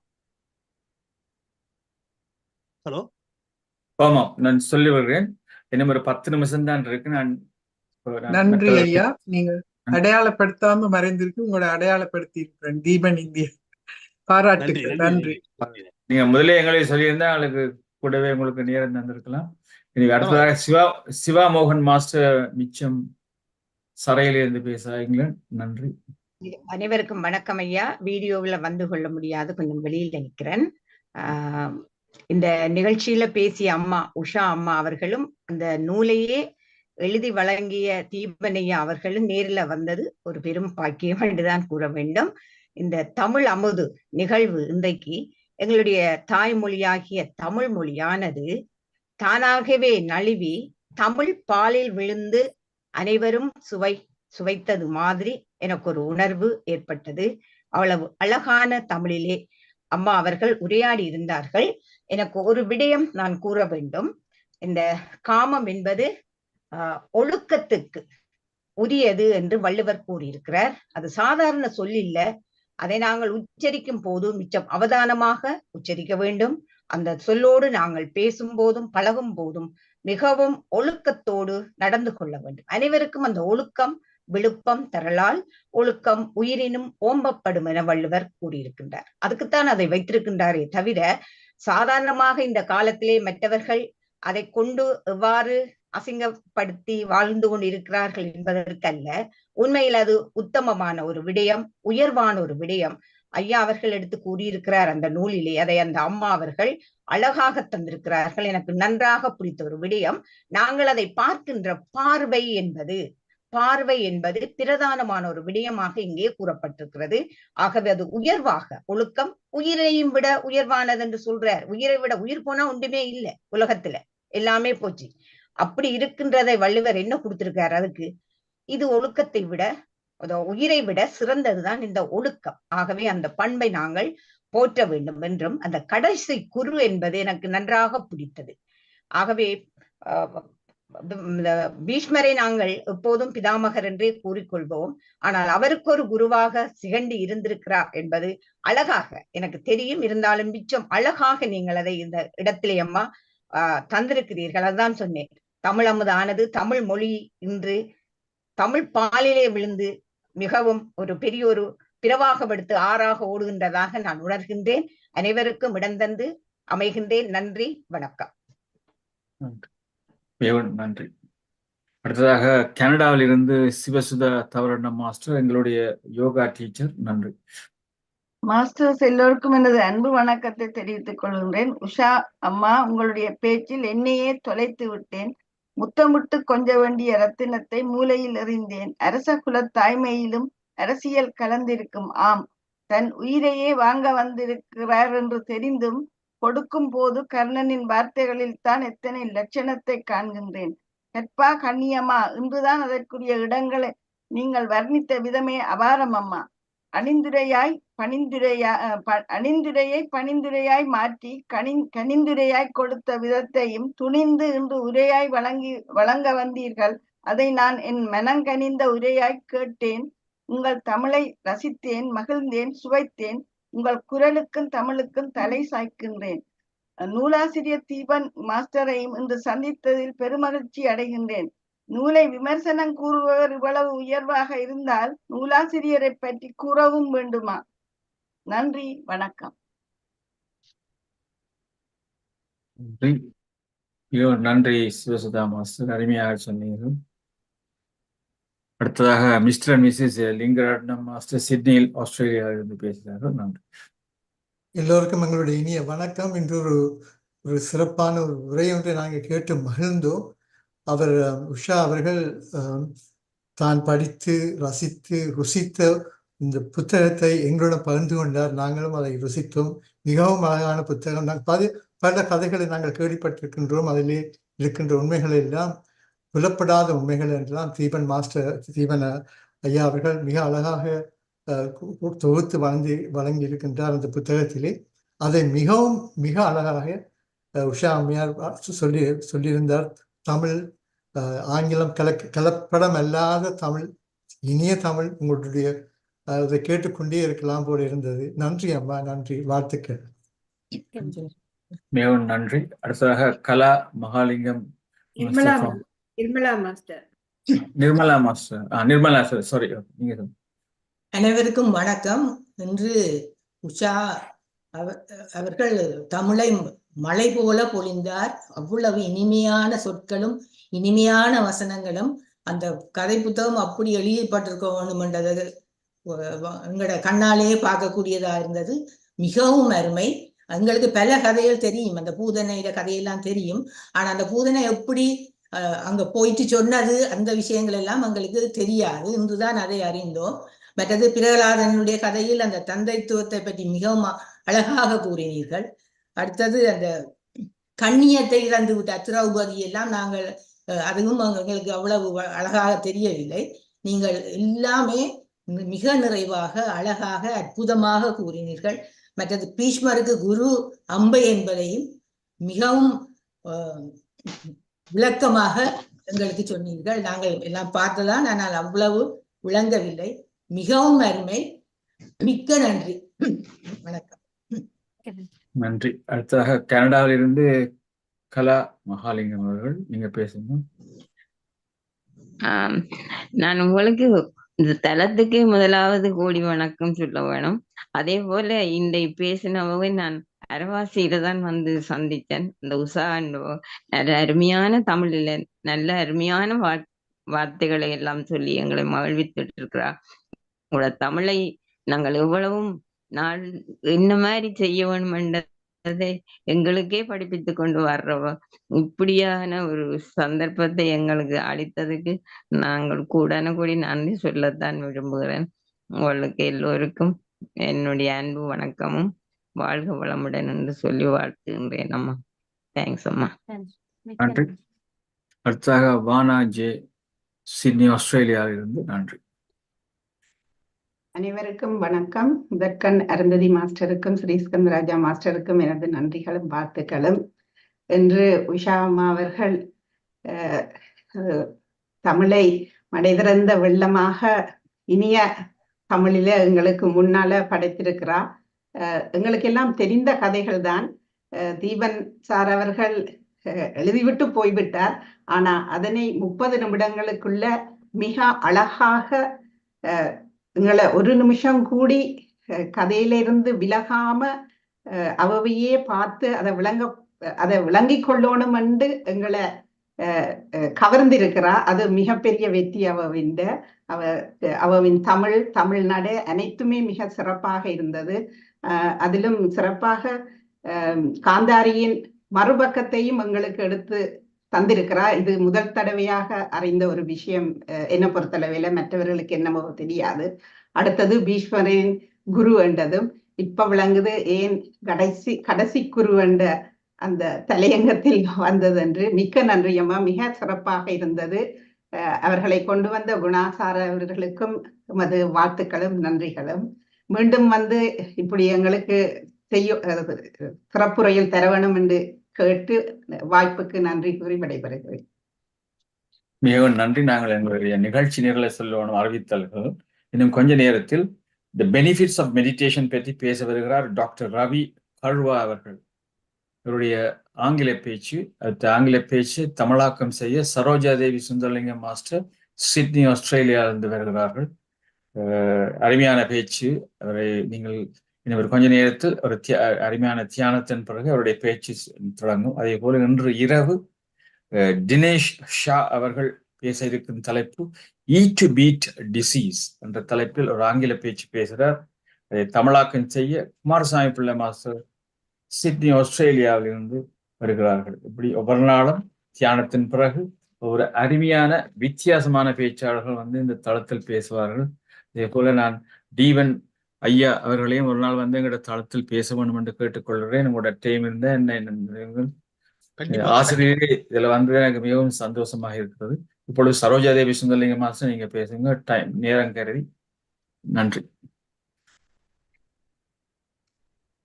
நூலாசிரியர் தீபன் அவர்களுக்கும் குற்றம் குறையேதும் இல்லாத நிறைவான நூல் மதிப்புரை வழங்கிய ஸ்ரீமதி உஷா சங்கர நாராயணன் அவர்களுக்கும் பாராட்டும் நன்றியும் தெரிவித்துக் கொள்கிறேன். அழகிய தமிழில் அருமையான கருத்துள்ள உரை எல்லோர் மனதிலும் நிறைவினை தந்துள்ளது. நன்றி. நூல் ஆசிரியருக்கும் நூல் மதிப்புரை வழங்கியவருக்கும் மிக்க நன்றியும் பாராட்டும் தெரிவித்துக் கொள்கிறேன். நன்றி, வணக்கம். அடுத்ததாக அருந்ததி மாஸ்டர் லண்டன்ல இருந்து. அனைவருக்கும் வணக்கம்.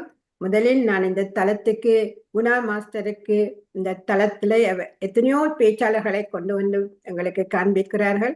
அதற்கு நாங்கள் இந்த தளத்தின் சார்பாக நன்றியை முதலில் தெரிவித்துக் கொண்டு, இப்பொழுது இன்றைய நாங்கள் நூலாசிரியரை கண்டதும் ஒரு பெரிய வியப்பாக இருக்கின்றது.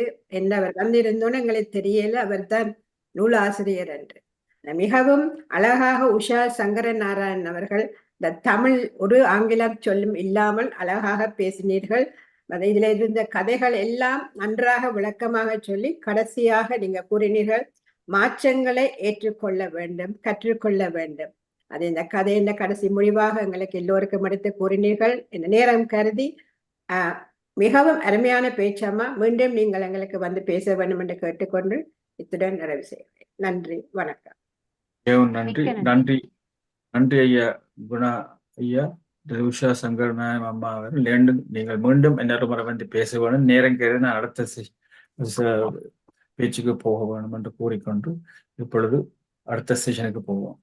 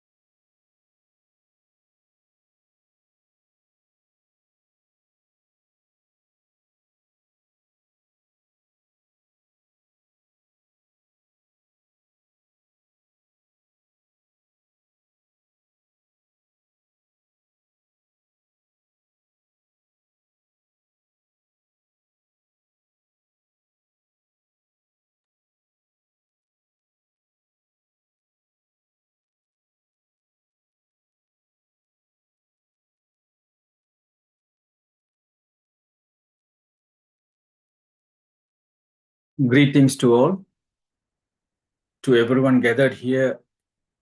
Every day we gather here to conduct powerful meditation for global peace, harmony, unity, peace of mind, health, and well-being.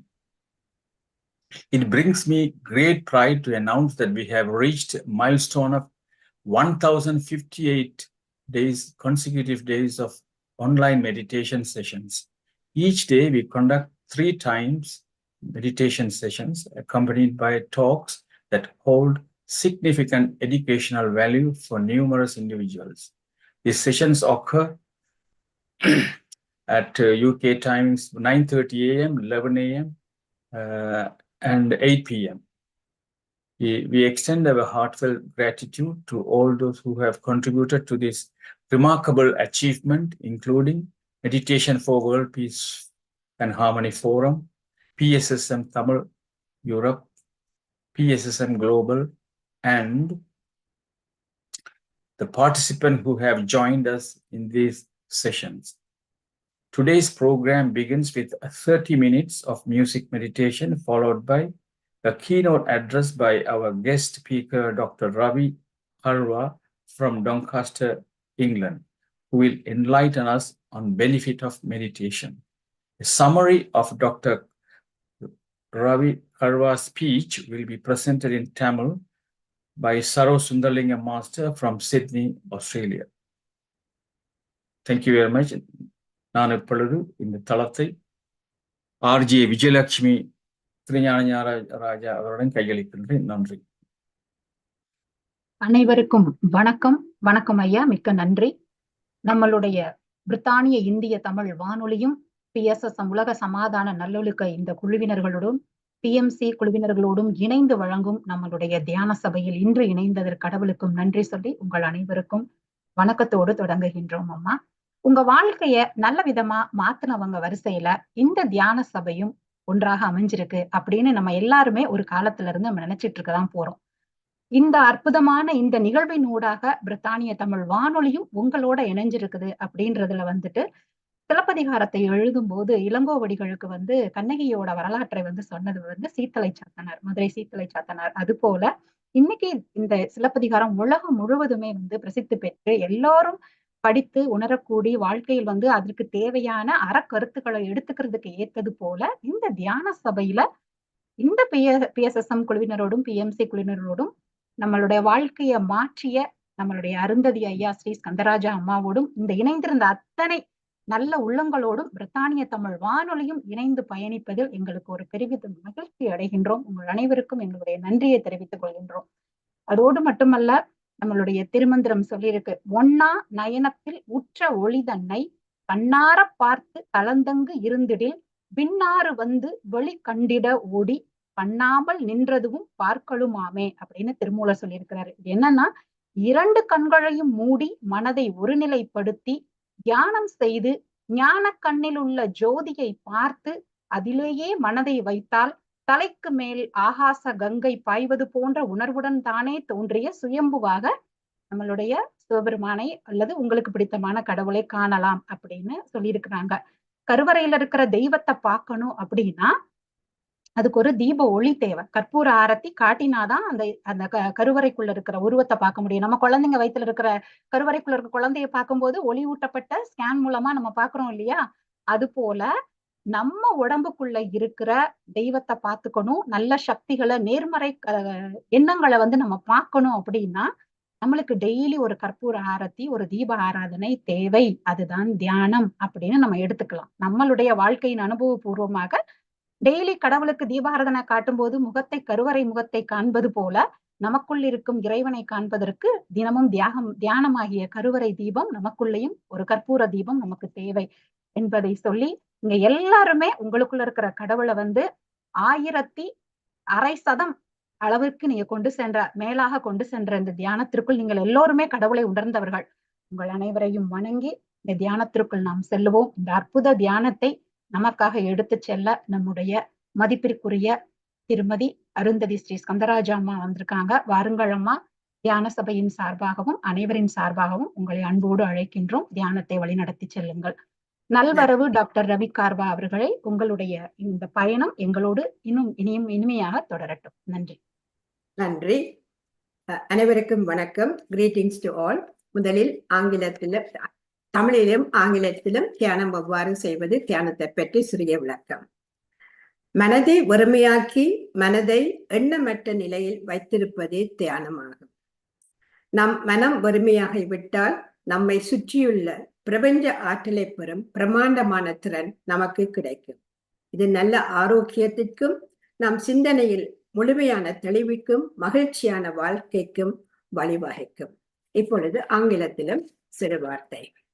The purpose of meditation is to train our mind and use it effectively and efficiently in our daily life. Meditation can help us to get rid of tension and to find relaxation. Meditation can calm and help us to find peace of mind. It doesn't require a specific spiritual belief. Anyone can practice meditation. It is very easy to practice. One needs to be mindful of our natural breath. Breathing should be natural. Just breathe in and out. When we are with our breath, our mind becomes empty. Once our mind becomes empty, the cosmic energy starts entering into our body. Our performance level will increase and we will be able to deal very effectively with any situation in our life. Studies have shown that mindfulness meditation can reduce pain and anxiety. Diseases are healed and will find peace and tranquility within ourselves and leads to a joyous life. Now we will get into meditation. Take any comfortable posture. If you are sitting on a floor, please sit cross-legged. If you are wearing glasses, please remove and keep it aside. Drink lukewarm water before and after meditation. Now sit comfortably. If you are sitting on a chair or settee, cross your feet like this, interlock your fingers and place it on your lap. Close your eyes gently and observe your normal, natural breathing. Whenever thoughts arise, please come back to your normal, natural breathing. Relax your mind, relax your body, be still. More relax your physical body, you more go deeper into your meditation. There will be a background music to relax your mind. இப்பொழுது தமிழில் எவ்வாறு தியானம் செய்வது என்பதை பார்ப்போம். ஒரு சுகமான ஆசனத்தில் அமர்ந்து கொள்ளுங்கள். கால்களை இவ்வாறு கோர்த்து, கைகளை இவ்வாறு கோர்த்து மடி மீது வைத்துக் கொள்ளுங்கள். கால்களை இவ்வாறு பின்னிக் கொள்ளுங்கள். கண்களை மிருதுவாக மூடிக்கொண்டு நமது உடலில் இயல்பாக இயற்கையாக நடந்து கொண்டிருக்கும் உள்மூச்சு வெளிமூச்சை கவனித்தல் வேண்டும். எண்ணங்கள் தோன்றும் போது மீண்டும் மீண்டும் நமது மூச்சுக்கே வருவது நன்று. இப்பொழுது உங்களுக்கு ஒரு இனிமையான இசை வழங்கப்படும். பிதாமக பிரம்மஸ்ரீ பத்ரிஜியின் இனிமையான இசையுடன் நாம் தியானத்தில் அமருவோம். நன்றி, வணக்கம். Thank you.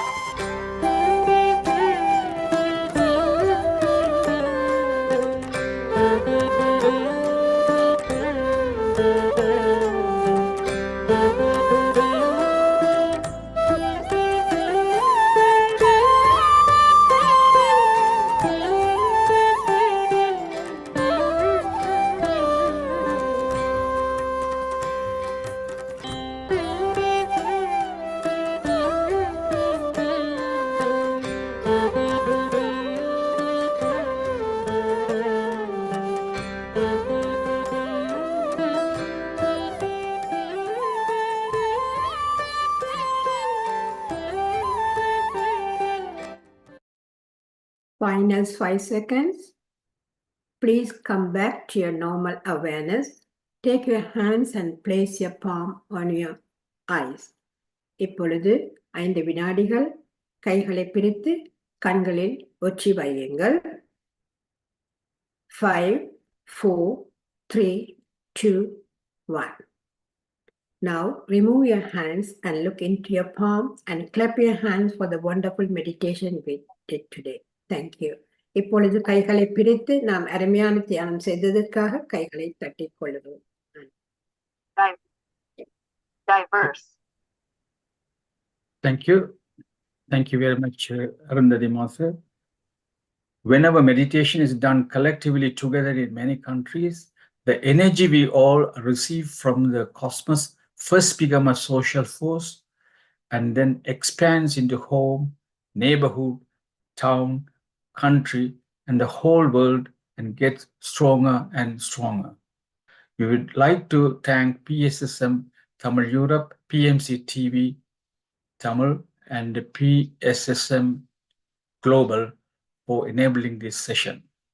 May the whole world be blessed with peace, prosperity, and well-being.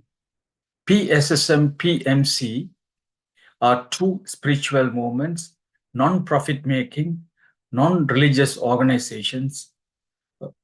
The core objective of this organization are to spread the message of plant-based food diet, pyramid energy, and spiritual science and breath mindfulness meditation to the whole world.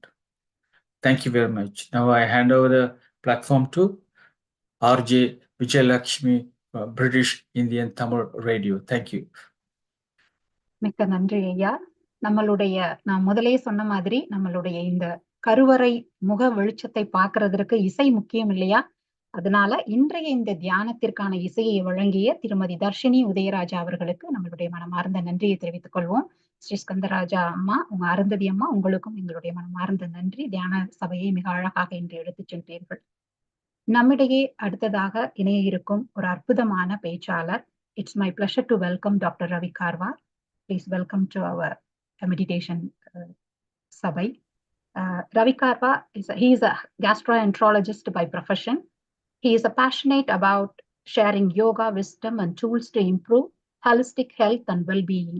He is a certified yoga teacher and instructor with the Sri Sri School of Yoga and the International Art of Living Foundation. He is also a certified stress management teaching fellow from Health Education England. He has delivered stress management session to audience including private banks, NHS, the British Army, technology companies and universities. During COVID-19 lockdown, he done a series of weekly workshops called Tuesday Ritual, which have been extremely popular.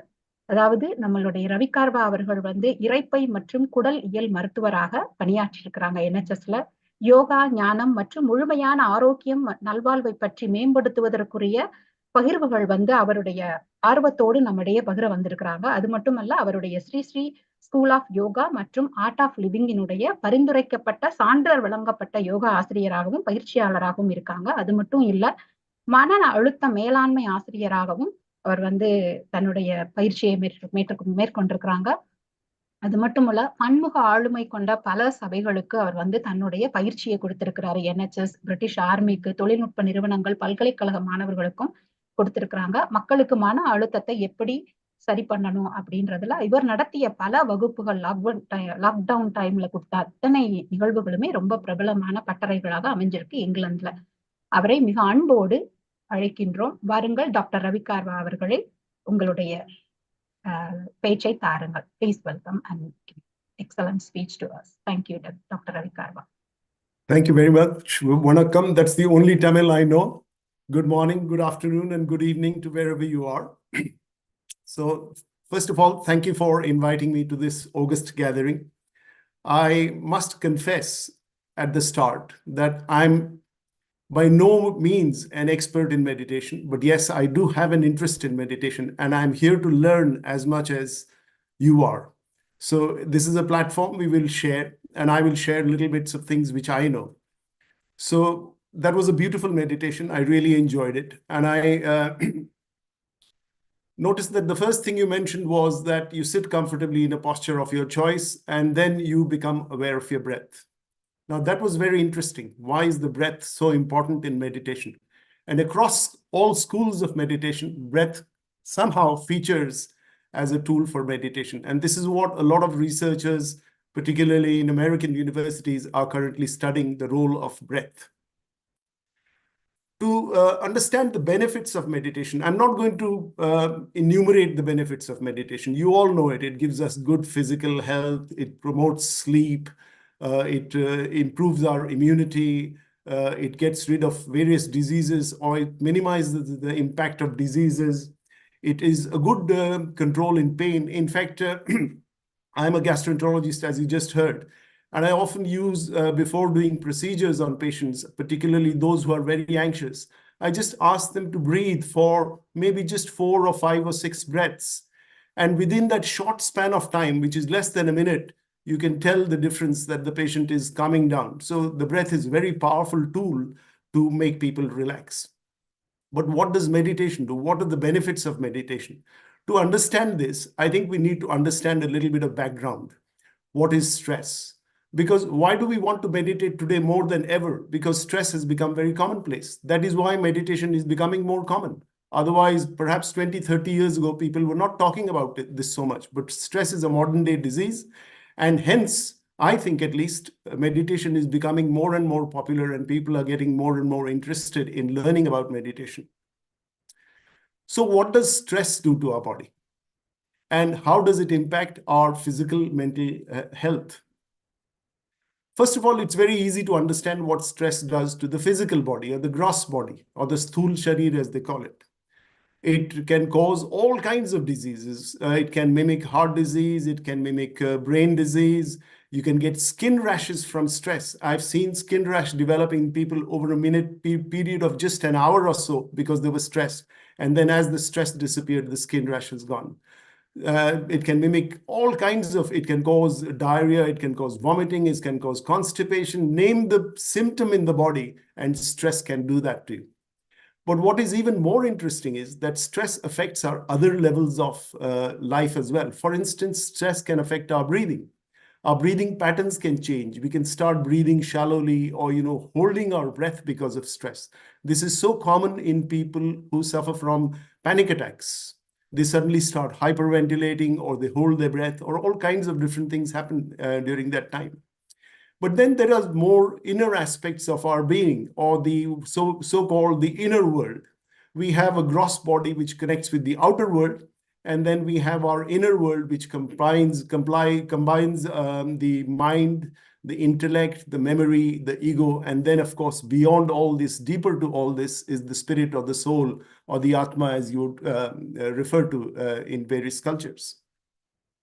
So before we go into any further detail regarding this, I'd like to focus a little bit attention on what the mind is. So we all know about the mind, but take a brief moment. You can close your eyes and think. Try and define that mind in a single sentence.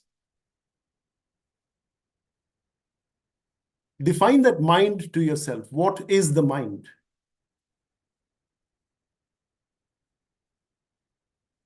And perhaps you have defined it, and I'm sure you have correctly defined it, but you will feel that you have not encapsulated everything about the mind.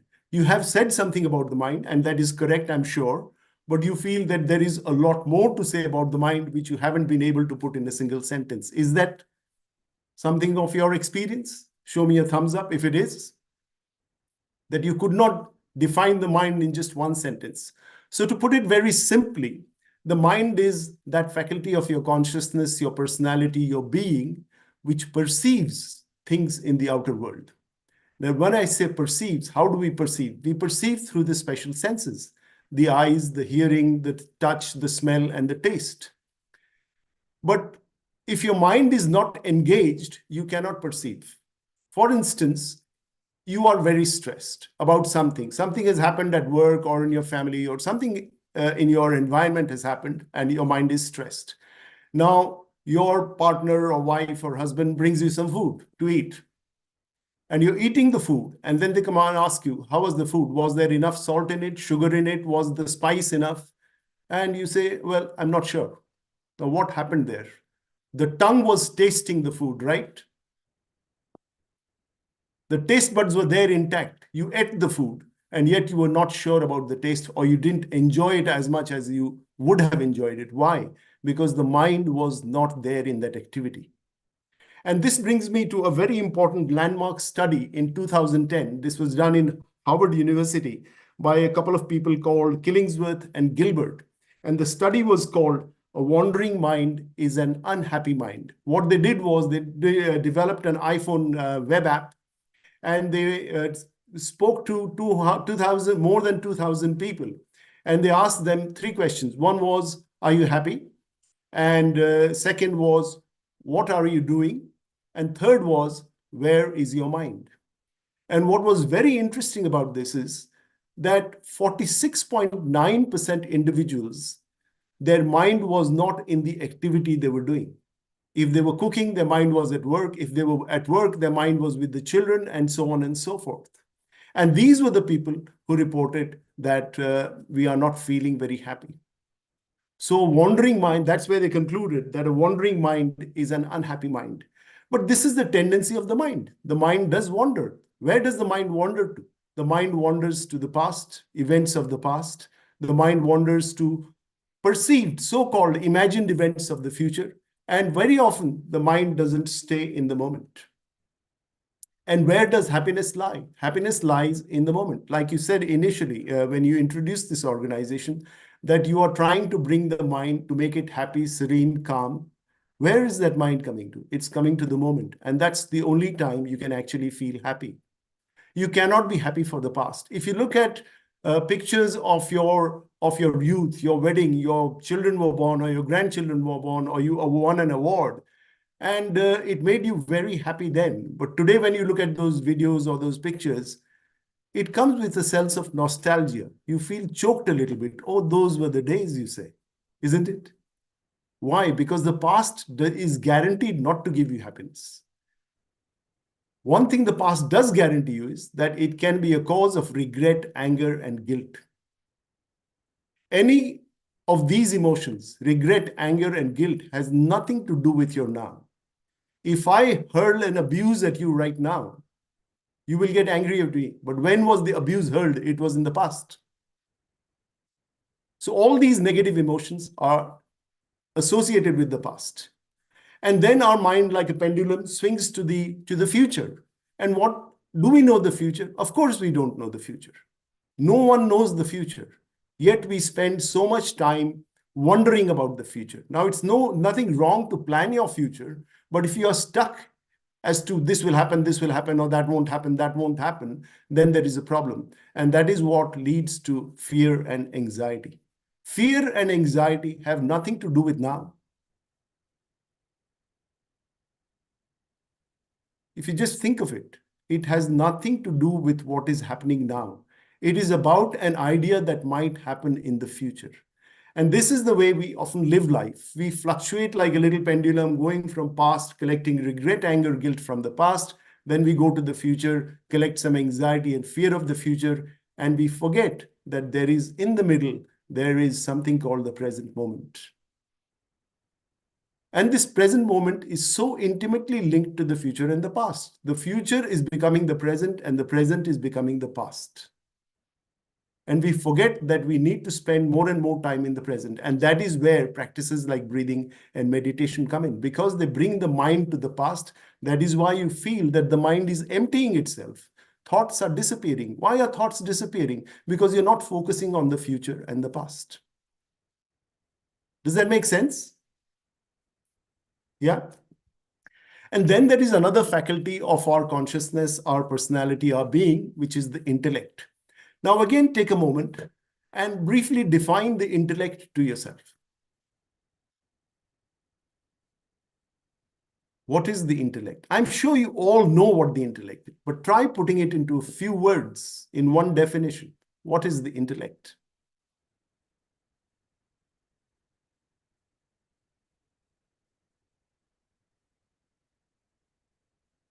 And again, I'm sure your definition is correct, but you might have felt that there is more to the intellect than what you could say. Is that your experience? Or in those few words, were you able to define intellect and say, yes, there is nothing more to the intellect than this definition?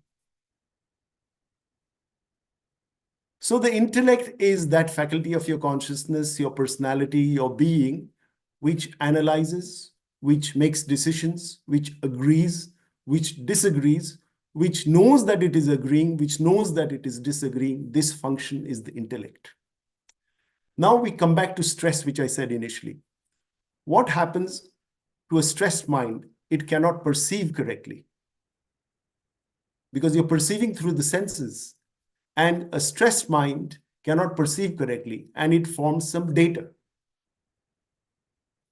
And when you present this data to the intellect decides, makes some judgment.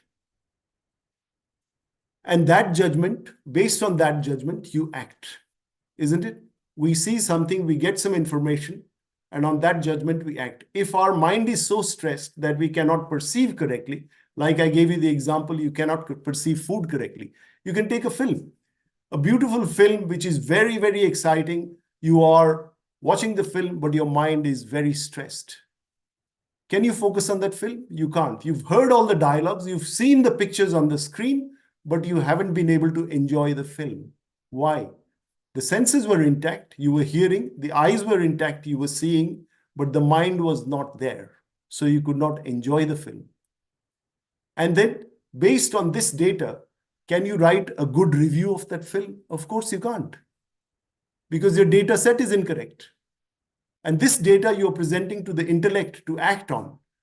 The intellect acts and you say, well, I wasn't successful. I made a mistake. I couldn't get the question. Because the intellect, being stressed, could not understand the data properly. And the data was already flawed. It was presented by the mind to the intellect to act. And now when you've done your action, this becomes a memory. And your memory becomes stressed because you've got faulty data, faulty actions, and then you say, I'm not feeling so good. And beyond this is the ego. Now, what is the ego? Ego is something, before that, the memory. What is the memory? Memory is just something which you have in your storehouse, right? And there are a couple of things about the memory, is that we tend to cling more to the negative than to the positive. If somebody paid us 10 compliments and 1 insult, we would forget the 10 compliments very conveniently. We would hold on for the rest of our life that how dare he or she say this to me. This is a tendency of the memory. You know, relationships break apart. People have had good relationship for 20 years, 30 years. Then 1, 2, 3 things go wrong and they forget that 20 years people have been together and they've had a great life. All undone just because the memory has this tendency to cling on to these 2 or 3 negative episodes in your life.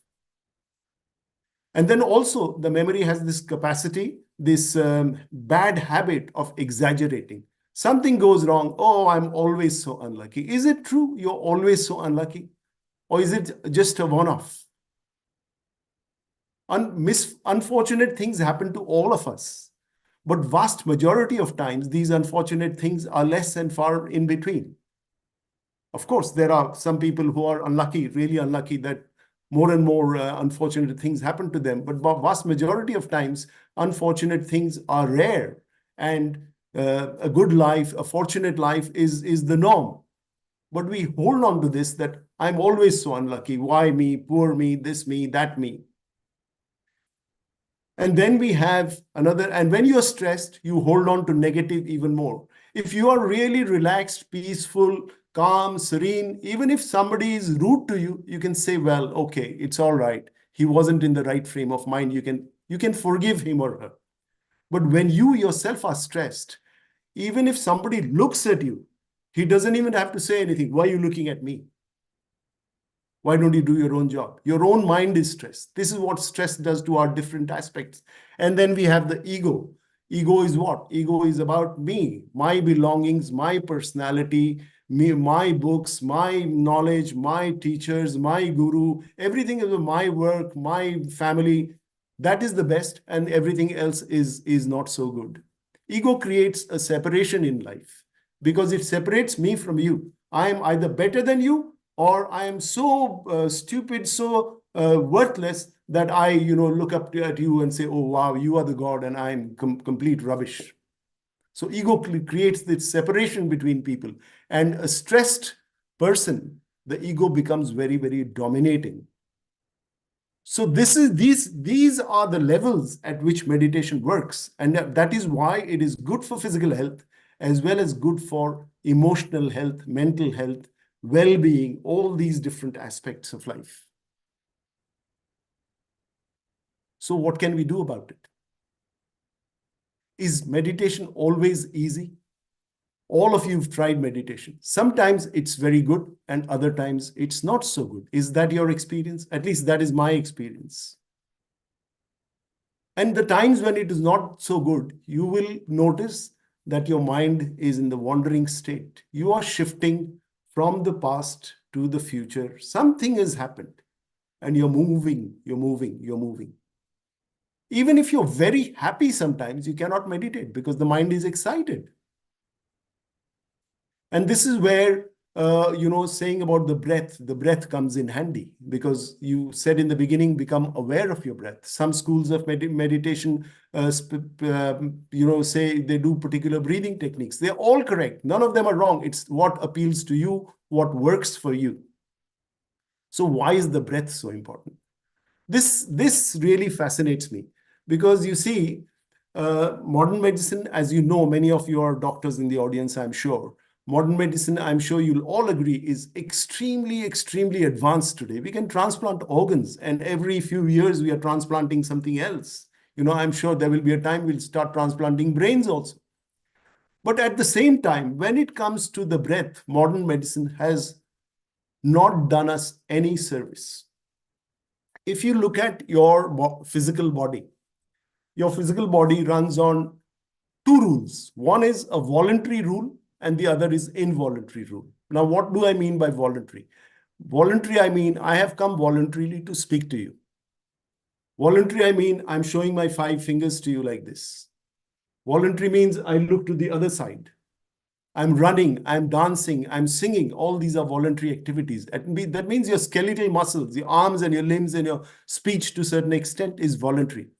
But all the rest of the activity going on in the body is involuntary. Like, for instance, your kidneys are working, your heart is beating, your sweat glands are working, your thyroid gland, endocrine system, your blood vessels, everything is working, and it is not under your control unless and until you're a very, very smart, advanced yogi who can control all these functions too. But what is very interesting is that 2 systems in the body have a dual control. They have a voluntary control as well as an involuntary control. Now, the first one I'll tell you is the brain. It's very simple to understand why the brain has a dual control. The brain is the master organ in the body. It controls the rest of the body. So it is involuntary doing that. Even when we are asleep, the brain is still working at a subtle level to keep us alive, to keep our muscle tone, heart kicking, blood vessels blood flowing and everything, all that. Very easy to understand. Even when a person is in coma, the brain is working at a subtle level, involuntarily. But when you want to voluntarily engage the brain into doing some mathematics, writing a poem, writing a book, composing music, then you can voluntarily engage the brain into that activity. That makes complete sense. That is why the brain has a dual control. But when it comes to the breath, this is what is fascinating. The breath has a dual control. Now, we are born with the first in-breath, and then the rest of the world celebrates around us. And when we leave this planet, it is an out-breath. In between this first in-breath and the last out-breath is the journey of the life, which is actually the journey of the breath. We never pay attention to the breath. So what is so important about the breath that we should pay attention to? See, nature has given us this voluntary component on the breath. Now, why on earth has he given this voluntary component? The heart doesn't have it, the kidneys don't have it, the endocrine glands don't have it. It would be so nice if we had a little voluntary control on the heart. If it was beating too fast, we could say, okay, slow down. But we don't have it. The breath has it. And what is very interesting is that thousands of years ago, people in the sub-Himalayan region, the yogis, the rishis, they knew this. That is why they devised all these different pranayamas and breathing techniques and all that. Because through the breath, you can control the state of your mind. The breath is that link between the gross and the subtle. The mind is so subtle. You don't, it's, you know, the modern day medicine doesn't even say where the mind is. We traditionally believe that it is in the head, but then Eastern literature tells us that it is all over the body. The body is within the mind rather than mind within the body. So the breath is that link between the body and the mind. Through the breath, which is still tangible, you can control the subtleness of the mind. You can grow from gross to subtle. That is why the breath is so important. On these notes, I think what I would like to say is, let's become more breath aware, as we said during meditation. But meditation is something which is great to do. But I think we have to move. If we have to progress, we have to move from meditating on a mat or the floor or on a chair to meditating while we are going through our day-to-day work. And by which I mean that is, we must be breath aware. We must have that tendency to move from a wandering mind to a focused mind. And if we constantly remind ourselves, I must admit that it's a very difficult thing to do, and I'm still working on it. But where I was 10 years ago, I'm much more advanced today. And I'm sure 10 years ago, if I continue, I'm hopefully going to be better. So meditation off the mat, meditation on the mat is good to start with. But can you get up from the mat? Can you get up from your cushion, your chair, and be in a meditative mode while you're doing your work, while you're cooking, while you're singing? Can that mind still be engaged in the activity? So instead of fluctuating like a pendulum from the past to the future, can we focus on the moment, on the task at hand? Be aware of the breath. What is my breath doing right now? And where is my mind? With these few words, I'd like to once again say thank you very much for inviting me to this August gathering. I've really enjoyed myself, and I hope you have too. And if you have any questions, I'm more than willing to take them now. My sincere thanks for your excellent speech at the event. Your insight and expertise made a significant impact, and we are grateful for your valuable contribution. Thank you again for sharing your knowledge and making our event a success. Thank you very much, Dr. Karba. நேயர்களே, ரொம்ப ஒரு அற்புதமான ஒரு ஸ்பீச்சை நமக்கு கொடுத்தாங்க doctor Ravi அவங்க. நான் பேசுறதுக்கு முன்னாடி நம்மளுடைய அருந்ததி அம்மா பேச வர்றாங்க. அவங்களை அழைப்போம். வாருங்கள் அம்மா. Greetings all the masters, and thank you very much, Dr. Ravi Karna, about the meditation you have been explaining and giving us so many how the breath works. And as a doctor, you know how to be, even though we are meditating all these years now, 3 years from this meditation, I have started personally 3 years, and how the breath is, you know, as you said, wandering mind is the unhappy mind. Yeah, that is very true. And you know how the mind, this breath is very useful for us to be mindfulness, whatever we do.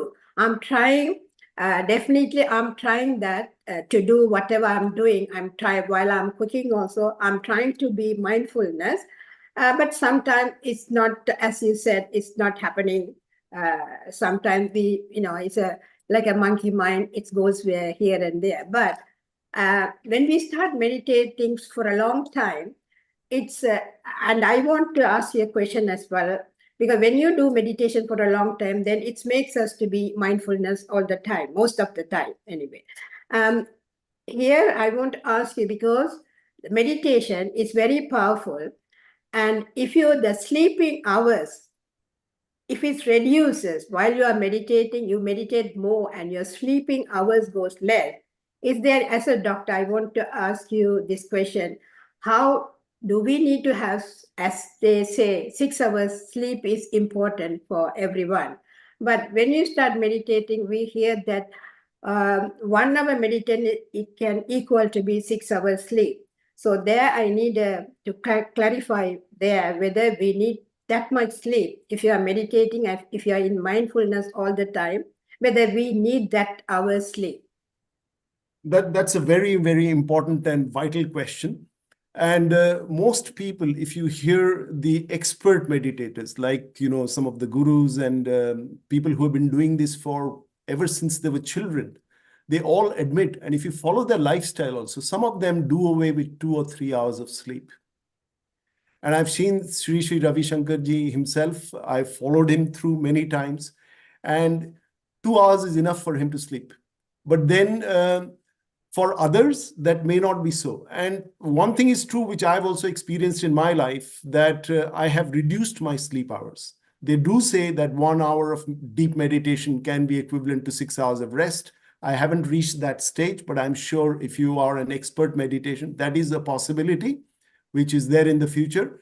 But one thing for certain, I have reduced my sleep to 6 hours without a problem. Before, I used to sleep 8-9 hours. 5 to 6 hours is enough for me to get on with my work, and I don't feel tired. So meditation is a source of energy, like you said in the initial period, that when your mind is empty, you get this cosmic energy. True. Yeah, And that's what I'm experiencing as well. But that, as a doctor, I would like to. No, that makes perfect sense, because you get very deep rest. Yeah. Because in sleep also, sometimes the mind is too active. Yes, but when you don't get the dreams, that means you are very into a deep sleep. When you are in deep sleep, you get more energy.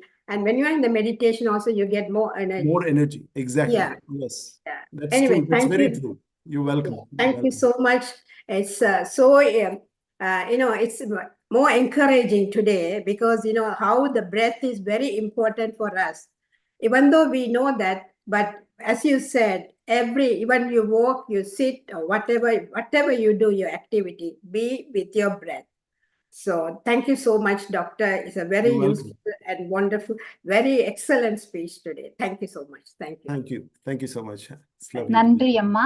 ரொம்ப அழகாக நமக்கு doctor Ravi கர்வா அவங்க சொன்னாங்க. அதுல முக்கியமா நம்ம சொல்லணும்னா, நேற்று என்பது உடைந்த பானை, நாளை என்பது மதில் மேல் பூனை, இன்று என்பது உன் கையில் உள்ள வீணை, அதை உணர்ந்து நீ அழகாக இசை மீட்டி நீ தொட்டிடலாம் வானை அப்படின்னு சொல்லிட்டு நமக்கு ஒரு முக்கியமான ஒரு கருத்தை தன்னுடைய தியானத்தின் மூலமாக நமக்கு ரொம்ப அழகா வழங்கினாங்க. அறிவு சார்ந்த எண்ணங்களை வேலை செய்ய விடாம இருக்கிறது இந்த நம்ம மன அழுத்தம் தான். அந்த மன அழுத்தத்தை நம்ம சரி செய்யணும்னா, தியானம் நமக்கு எப்பவுமே அறிவு சார்ந்த அந்த புலனை நல்ல ஒரு வெளிப்படையாக நமக்கு சரியான முறையிலையும் முழுமையாக நம்மளுடைய வேலைகளை செய்வதற்கு மிக உதவியாக இருக்கும் அப்படின்றத நமக்கு ரொம்ப அழகா வலியுறுத்தி சொன்னாங்க. அவருக்கு நம்மளுடைய பாராட்டுக்களையும் வாழ்த்துக்களையும் கரவொலியோடு பிரிட்டிஷ் இந்தியன் தமிழ் வானொலியின் சார்பாக அவருக்கு நாம் தெரிவித்துக்கொள்வோம். மிக்க நன்றி. Thank you so much doctor Ravi Karva. அடுத்ததாக நம்மிடையே இணைகிறாங்க இந்த டாக்டர் ரவி கார்வா அவங்க பேசினத மொழிபெயர்க்க வர்றாங்க நம்மளுடைய சரோஜினி சுந்தரலிங்கம் அம்மா அவங்க. Excuse me, Vijayalakshmi அம்மா, 2 or 3 people are waiting. கமெண்ட்க்கு பிறகு அவ வருவா கடைசி. அடுத்ததாக நந்தினி ஜெகதீஸ்வரன் அம்மா வாருங்கள். Thank you for this wonderful program organized by PSSM Tamil Europe and British Indian Radio, and thank you Vijayalakshmi Master for conducting very nicely, and Dr. Ravi Karwa, it's a very most appropriate and suitable speech for this platform. And as you said, you have to be in the present all the time, and breath aware is like Ardhari Master said, mindfulness. Both are like a bird's wings, meditation and mindfulness. You have to use it in your life. So, both is a must. Thank you, Dr. Karwa. Thank you. Thank you. Thank you. நன்றி அம்மா. அடுத்ததாக நம்மிடையே நடராசர் ஜெகநாதன் ஐயா வந்திருக்காங்க. வாருங்கள் ஐயா. Greetings to everyone. Thank you for a very thought-provoking talk by Dr. Ravi Karwa today.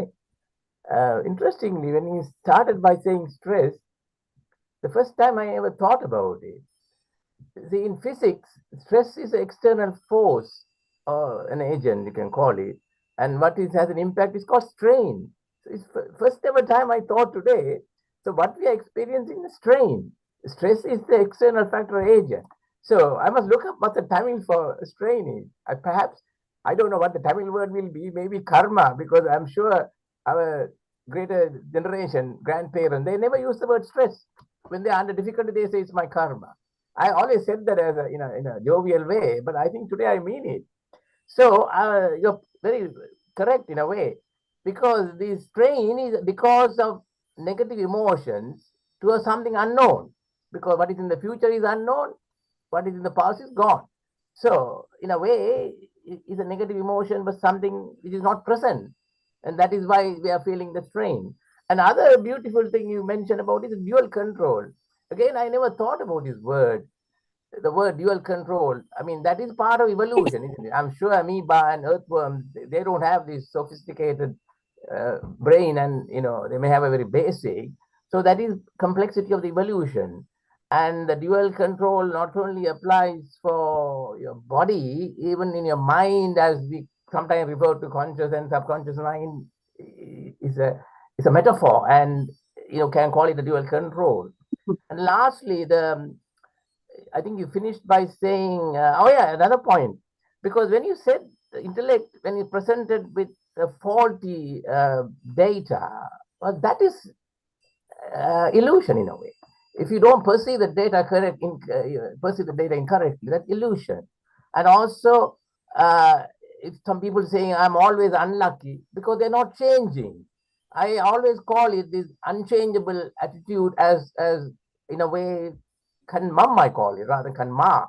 So in a way, we must change. Instead of that, we blame it. Oh, it's our destiny. And also the insult is also, we shouldn't feel insulted because nobody's perfect. That is your ego. That is our ego, isn't it? The reason Absolutely. We get insulted easily because of our ego. And finally, people often use the word synonymously, mindfully and meditatively. I have defined it in one of my previous talks as well. If you do a job in Tamil, Tirupti and Amaidi, which means you must do it with satisfaction, not doing it reluctantly. And then Amaidi is do it patiently. If you do it with overcautiously, then it becomes anxiety. So if you do it with satisfaction and patiently, that is mindfulness, and you Absolutely. Can call it meditatively. So being with the activity. With that, yes. In conclusion, it was an excellent talk, very thought-provoking. We are very grateful for you. I think this is your first time in this forum, I believe. That's right, yes. Very valuable. Thanks again. Thank you. Thank you. Thank you. நன்றி ஐயா. அடுத்ததாக நம்மிடையே இணைகிறாங்க சிவசுதா தவரட்னம் அம்மா, கனடால இருந்து. வாருங்கள். Nandri Vijayalakshmi. Greetings to all. Dr. Ravi Karwa, your speech about meditation and its benefits were very explanatory, and I benefited a lot. How stress and tension of our mind affect badly to our physical body and our health. I understand very well from your speech. Voluntary and involuntary functions in our body, that I received this message in another angle from your speech. Breath is the bridge between body and mind. This statement also a different understanding for me. God's grace, the breath is a voluntary action. Dr. Ravi Karwa, thank you for your excellent speech. Thank you so much. You're welcome. Thank you. நன்றி அம்மா. அடுத்ததாக ஸ்ரீ ஸ்கந்தராஜா ஐயா கை உயர்த்திருக்கிறாங்க. இல்ல, நம்மளுடைய சரோஜா தேவி அம்மா. சரோஜா தேவி பேந்து விடுங்க. சரோஜா தேவி பேந்து பேசட்டும். Last. அப்ப நீங்க தான் கை உயர்த்திருக்கிறீங்க ஐயா. நன்றி ஐயா. Okay. Thank you very much, Dr. Ravi Karwa, for delivering a very, very clear speech on benefit of meditation. For in my opinion, all your questions, meditation is the answer. Really, really helpful. Not only that, if children in the world taught meditation, we will eliminate violence from the world within one generation. We appreciate your contribution to our forum and look forward to having you join us again with a different topic next time, Dr. Ravi Karwa. Thank you very much for your very good speech. Thank you. Thank you, sir. Thank you very much indeed. I think the other one, who is that? Bhavani Master also waiting. I think, I don't know whether she's there. Then otherwise we can. Bhavani Master, are you there? No, it's not. She's not there. Okay, we can see. Saroja Devi. Thank you. Greetings to our guest speaker, Dr. Ravi Karwa. I wish to congratulate you and thank you for your excellent explanation of the benefits of meditation today.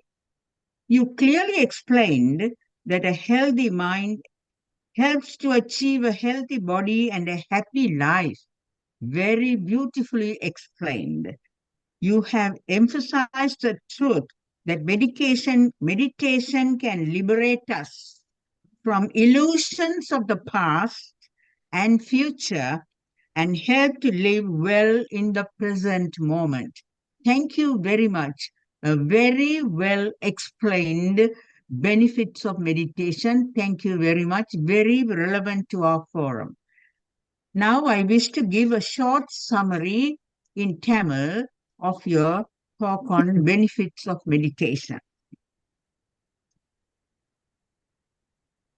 தியானம் மன அமைதிக்கும் உடல் வலிமைக்கும் ஒரு சிறந்த பயிற்சியாகும். நவீன உலகிலே மனிதர் எதிர்நோக்கும் ஒரு பெரிய பிரச்சனை என்னவென்றால் மன உளைச்சல். இந்த மன உளைச்சலினால் மனிதருடைய உடல் ஆரோக்கியம், மன ஆரோக்கியம் ஆகியன பாதிக்கப்படுகின்றன. இருதய நோய், சரும நோய், மலச்சிக்கல் போன்ற பல்வேறு நோய்கள், நீரிழிவு, அதாவது இரத்த அழுத்தம் போன்ற பல்வேறு நோய்களுக்கு இந்த மன உளைச்சல் தான் காரணமாக இருக்கின்றது. மனம் என்றால் என்ன? அதற்கு வரைவிலக்கணம் என்னவென்றால் உங்கள் உணர்வுகளின் இல்லம். உணர்வுகளை அடக்கியதும் உங்கள் உணர்வுகள் தான் மனம்.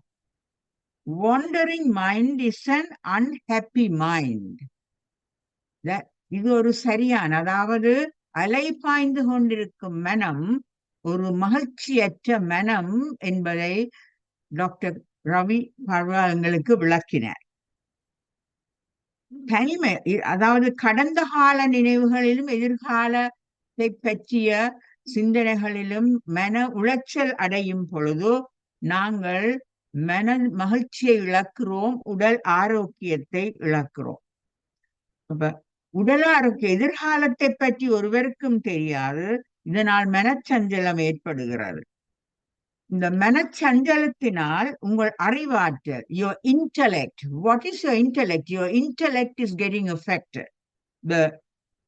உங்களுடைய திறமை, சிந்திக்கும் திறமை, அறிவாற்றல் பாதிக்கப்படுகின்றது.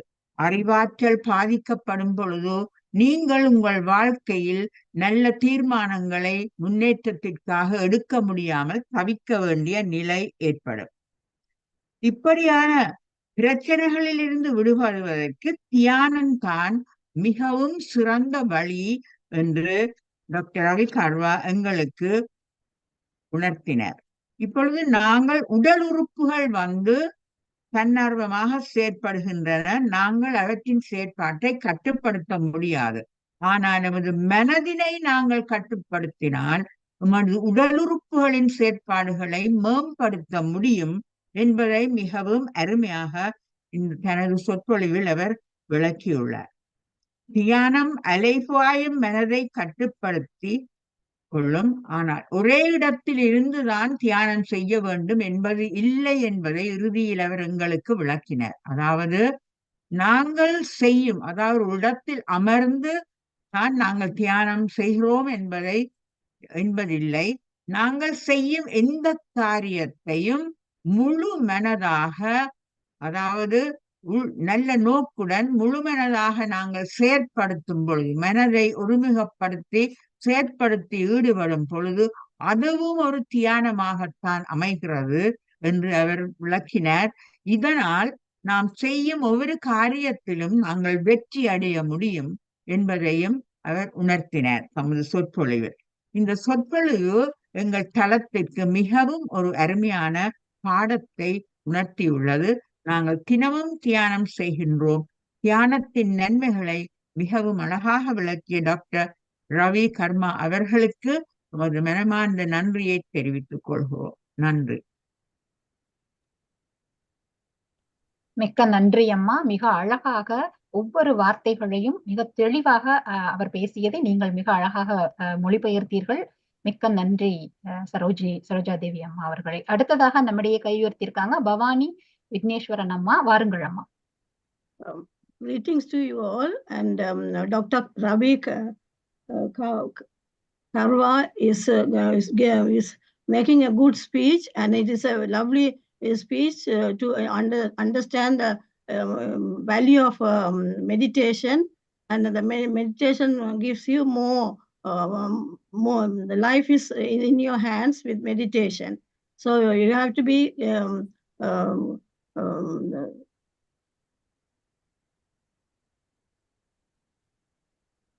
mindfulness,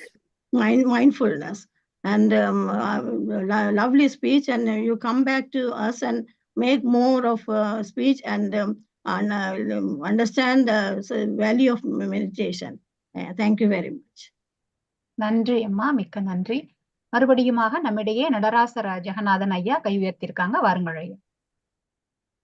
I take it that we have got a few more minutes. Sariyamma, konjam neram irukkurodiya, I thought I'll add a few points.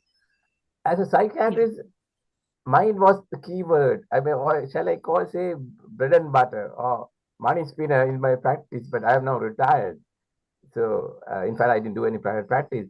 But since engaging in with this forum, I have shifted from mind to consciousness, because I look everything as consciousness. In fact, I call it in Tamil Manathudipu, which is in English, I can call it mind beat, like heartbeat and respiratory rhythm. So the primary aim of consciousness is to grasp the reality for our survival, isn't it? That's all all animals, consciousness is for our survival. The problem is, when we try to grasp the reality, we are always failing. And that is, I call it illusion in a way. And because illusion is defined differently in Hinduism, and people are stuck with that. I keep telling again and again, but I don't know how many people are grasping. It is a subjective experience of misperception of reality is illusion. So that is why we can overcome it. If you say illusion is outside, we can't do anything about it. But what can we do? So if you are, in other words, it's a faulty perception of reality is illusion, means you can improve it. And our aim is to improve. In fact, even this morning or whatever, I sometimes listen to Jaggi Vasudev's talk. I'm not a fan of him because he says spirituality is in pursuit or in seeking. It is actually a seeking process. It's not an end process. People will say, "Oh, it is all been said in the scripts and that's it." No, it is a seeking process. So seeking is to get into the reality in a way. So I don't want to go on and on, but as I did point out, so in other words, I often refer during the meditation as a respite, because sleep gives respite for our consciousness. So that is during sleep, but in wakefulness, if you do daily meditation, this gives respite, and that is the way we can sort of recharge it. You can call it mind or whatever. And also, breathing is a technique that we often follow. So I'll finish with that. But again, your talk was very thought-provoking, because I tied up some loose ends here and there, which, as I pointed out earlier. So we will be looking forward for your another talk in the near future. And thank you once again. மிக்க நன்றி ஐயா. வேறு யாரும் கேள்விகள் கேட்க இருக்கிறீர்களா, அல்லது நாம் சாட் பாக்ஸிற்கு செல்லலாம்? நம்மிடையே தன்னுடைய இனிமையான குரலால் சாட் பாக்ஸ் வாசிக்க வருகிறார்கள் நம்முடைய நந்தினி அம்மா. வாருங்கள்.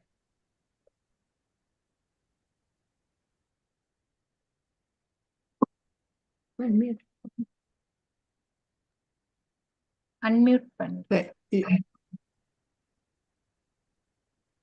Thank you. Trace Mariadas Master, thank you very much for your motivate speech, Dr. God bless you all.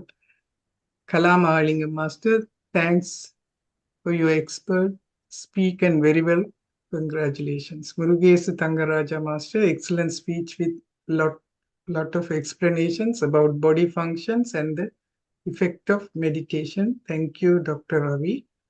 Thank you very much, Dr. Ravi Karwa Master, for your excellent talk. Damayanti Kuesuran Master. Bala Tirunavakaras Master, Dr. Ravi Karwa's speech on benefits of meditation was excellent and thought-provoking, and anticipating to listen to your speeches in the future. Thanks very much. Yeah, that's all. Thank you. Thank you. மிக்க நன்றி அம்மா. நம்முடைய வள்ளுவர் சொன்ன மாதிரி இந்த மன அழுத்தம் அப்படின்றது நீங்கணும் அப்படின்னா இதுல ஒரு குறள் சொல்லியிருக்காங்க, யாதனின் யாதனின் நீங்கியான் நோதல் அதனின் அதனின் இளன். ஒருவன் எந்தெந்த பொருளிலிருந்து பற்று நீங்கியவனாக இருக்கிறானோ அந்தந்த பொருளால் அவன் துன்பம் அடைவதில்லை அப்படின்னு சொல்லிட்டு என்ன நம்மளுடைய தேவைகள் அதிகமாக இருக்கும் போதுதான் ஸ்ட்ரெஸ் அதிகமாகுது இல்லையா? அதனால மனம் போல வாழ்வு, நம்மளுடைய எண்ணங்கள் எப்பவுமே தேவைக்குரியதுக்காக மட்டுமே செயல்படுமானால் நம்மளுடைய மன அழுத்தம் குறையும் அப்படின்றத அனுபவபூர்வமாக இங்கே பகிர்வதில் மகிழ்ச்சி அடைகின்றேன். நம்மளுடைய எண்ணங்கள் எப்போதுமே நல்ல எண்ணங்களோடும் நல்ல செயல்களோடும் இப்போது நடந்துகின்ற இந்த இன்றைய நிகழ்கால வாழ்க்கையோடு பயணிக்கும் போது எப்பவுமே சிறப்பாக இருக்கும்னு டாக்டர் ரவி கார்வா சொல்லியிருக்காங்க. அந்த எல்லா எண்ணங்களையும் நேர்மறையாக நாம் எடுத்து செல்லுவோம். இன்றைய இந்த நிகழ்வின் ஊடாக உங்கள் அனைவரையும் சந்தித்ததில் மிக்க மகிழ்ச்சி. நம்மளுடைய இந்த தியான சபை இன்னும் தொடரட்டும். பல நூறு நாட்கள் கடந்திருக்கிறது, இன்னும் 100 ஆண்டுகள் தொடரட்டும் தியான சபையின் ஊடாக என்று சொல்லி உங்கள் அனைவருக்கும் எங்களுடைய மனமார்ந்த நன்றியை தெரிவித்துக் கொள்கின்றோம். நன்றி, வணக்கம். நன்றி, வணக்கம். See you again at 8 p.m. tonight for a good speech by Dinesha, Eat to Beat Disease at 8 p.m. UK time. Thank you very much. See you again. Thank you very much, Ravi. Thank you, Dr. Ravi. Please Thank join again. Please join again when you are free. Sure, thank you. Sure. And also thank to Dr. Elil Anand for organizing the event from British Tamil Directory. Thank you, Vijayalakshmi Amma avargalai.